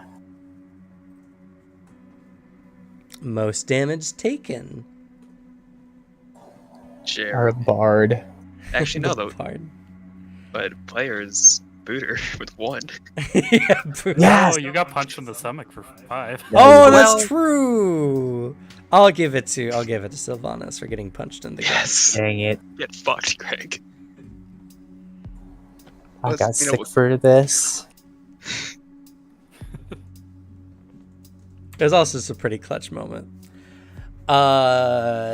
Utility award goes to Kilo. Lots of stealthy stuff, hiding things. Very useful this session in general. I'll also give ones to Kilo and Sylvanas as well. Deception Kilo checks were again? really good. Or sorry, Sylvanas and Greg as well get utility awards. Greg with good survival skills and generally good stealth. Sylvanas for good deception skills and generally good stealth. Y'all were just pretty good this session overall. The dream team. Pity award, Kilo. Yeah.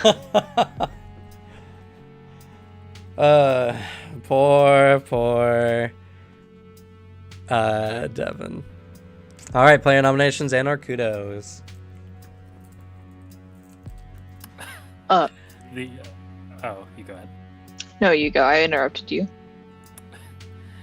The unscripted from both of you was I agree. Sylvanas and Greg, that was Yeah. a good like simultaneous gasp. I loved it. It was good. Take a player award.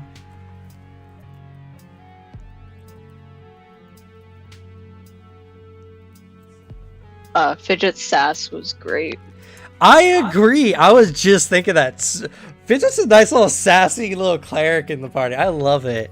I actually think it's been great. Take 20. The other 10 is for punching super hard in the gut. And everyone's just like, man, we should have brought Fidget with us when we were brawling with those thugs.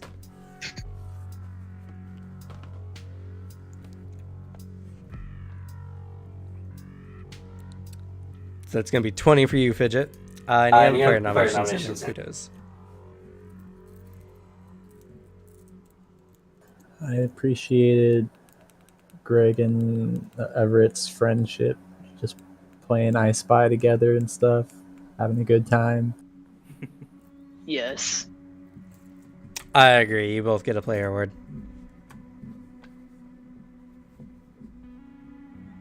Oh, Kilo was great with that one scene where both Greg and Sylvanas went, "Ah." Where she was like, I'm here. I mean, it was a part of it. I'll say it's a good kudo. You know what? Secondary pity award for Kilo for trying to play a prideful-ish character. And it's... I can see the pain on Devin's face. When he's just like, I'm supposed to be competent. And he just rolls like garbage. Oh, God. Playing a prideful character sucks sometimes. Yeah. Should be easier as we level, but yeah. I mean, especially as a rogue, you should be fine. Like I said, level 5 is when characters usually get their own, you know.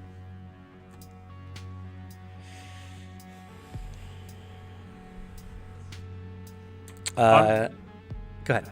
Oh, I was gonna say, honestly, the back and forth between Fidget and Greg was just funny. I know it's mostly the sass moment, but just like Greg tried to step in like, oh yeah, I know medicine, and realize he can't do anything extra.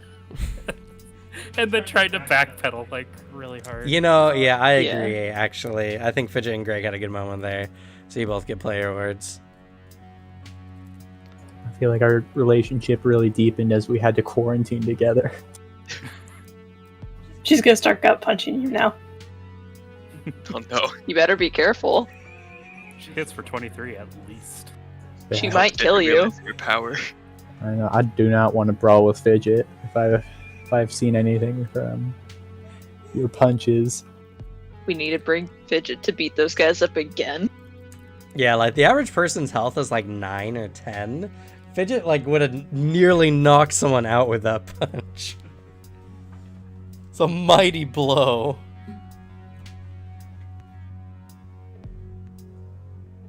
Just tells y'all need to be careful, otherwise you're gonna be on the receiving end of her giving you guys a good reminder. All right, any other player nominations in or kudos?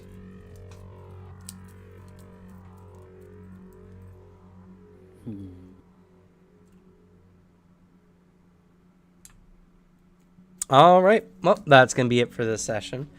Thank you all so much for being here, my players, and role-playing with me here today, and thank you for those who like to watch us. We get a good amount. You get like 20 people at least who watch these after the fact, so it's not bad at all. And if you're still watching up to this point, please like and or subscribe. It really helps the channel out. We are growing ever faster. We've bypassed the required hour amounts for YouTube. We just need now 1,000 subscribers total, and then we'll have a legit YouTube channel. So that's very exciting. As well, we got a lot of stuff planned here in the future. We got tabletop game reviews. We're having this week an in-person table talk with Alex. He'll be here, and we'll be having some special stuff for that. As well as you can expect the Wizard video to be coming out sometime this week. The playtests will probably be Friday, since I haven't heard anything from anyone who wants to be in the playtests. Booter and I can't do Wednesday if we're going to be in it.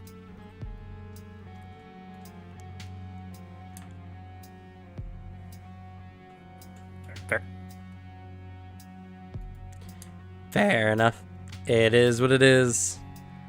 So we'll be looking, maybe Friday will be the play test, hopefully. And tomorrow, that just means that tomorrow I'll be working on the wizard video. And I'll be researching Lancer. If you've not heard about Lancer, Lancer is a cool mecha-based tabletop RPG. You play as a pilot in an age where the year is currently like 5600 after Earth, where humanity has left Earth, and they've now explored the galaxy, the Milky Way galaxy, and now there's all kinds of strife and turbulence with the Union against the Rebellion. The players will be operating these large mechs that are, have anything from big guns, swords, like miniature black holes, firing them at each other. It's a really, really cool system. I'm very excited for it. We'll be doing a live play. Well, we'll be live streaming everything, but there will be, in addition to that, 2 videos. One of the overview of Session 0, where I talk about what to get expected, or what's to be expected when you start, kind of describe the game a little bit, showing some clips from our Session 0 that we're doing, as well as we're doing a player interview and closing thoughts on the game system after that, after the session, where I interview the players to see what they like about it, what they don't like about it, and all that kind of stuff. So if you're very interested in Lancer, or you want to see some information on that, please check it out. Our live play will be on the 28th, and the video for that will probably be coming out probably that Thursday, Friday, some point. So, yeah. With that, we're going to go ahead and say goodnight. Good Nighty night, night. everyone. Good night. Good night. Night. Good night.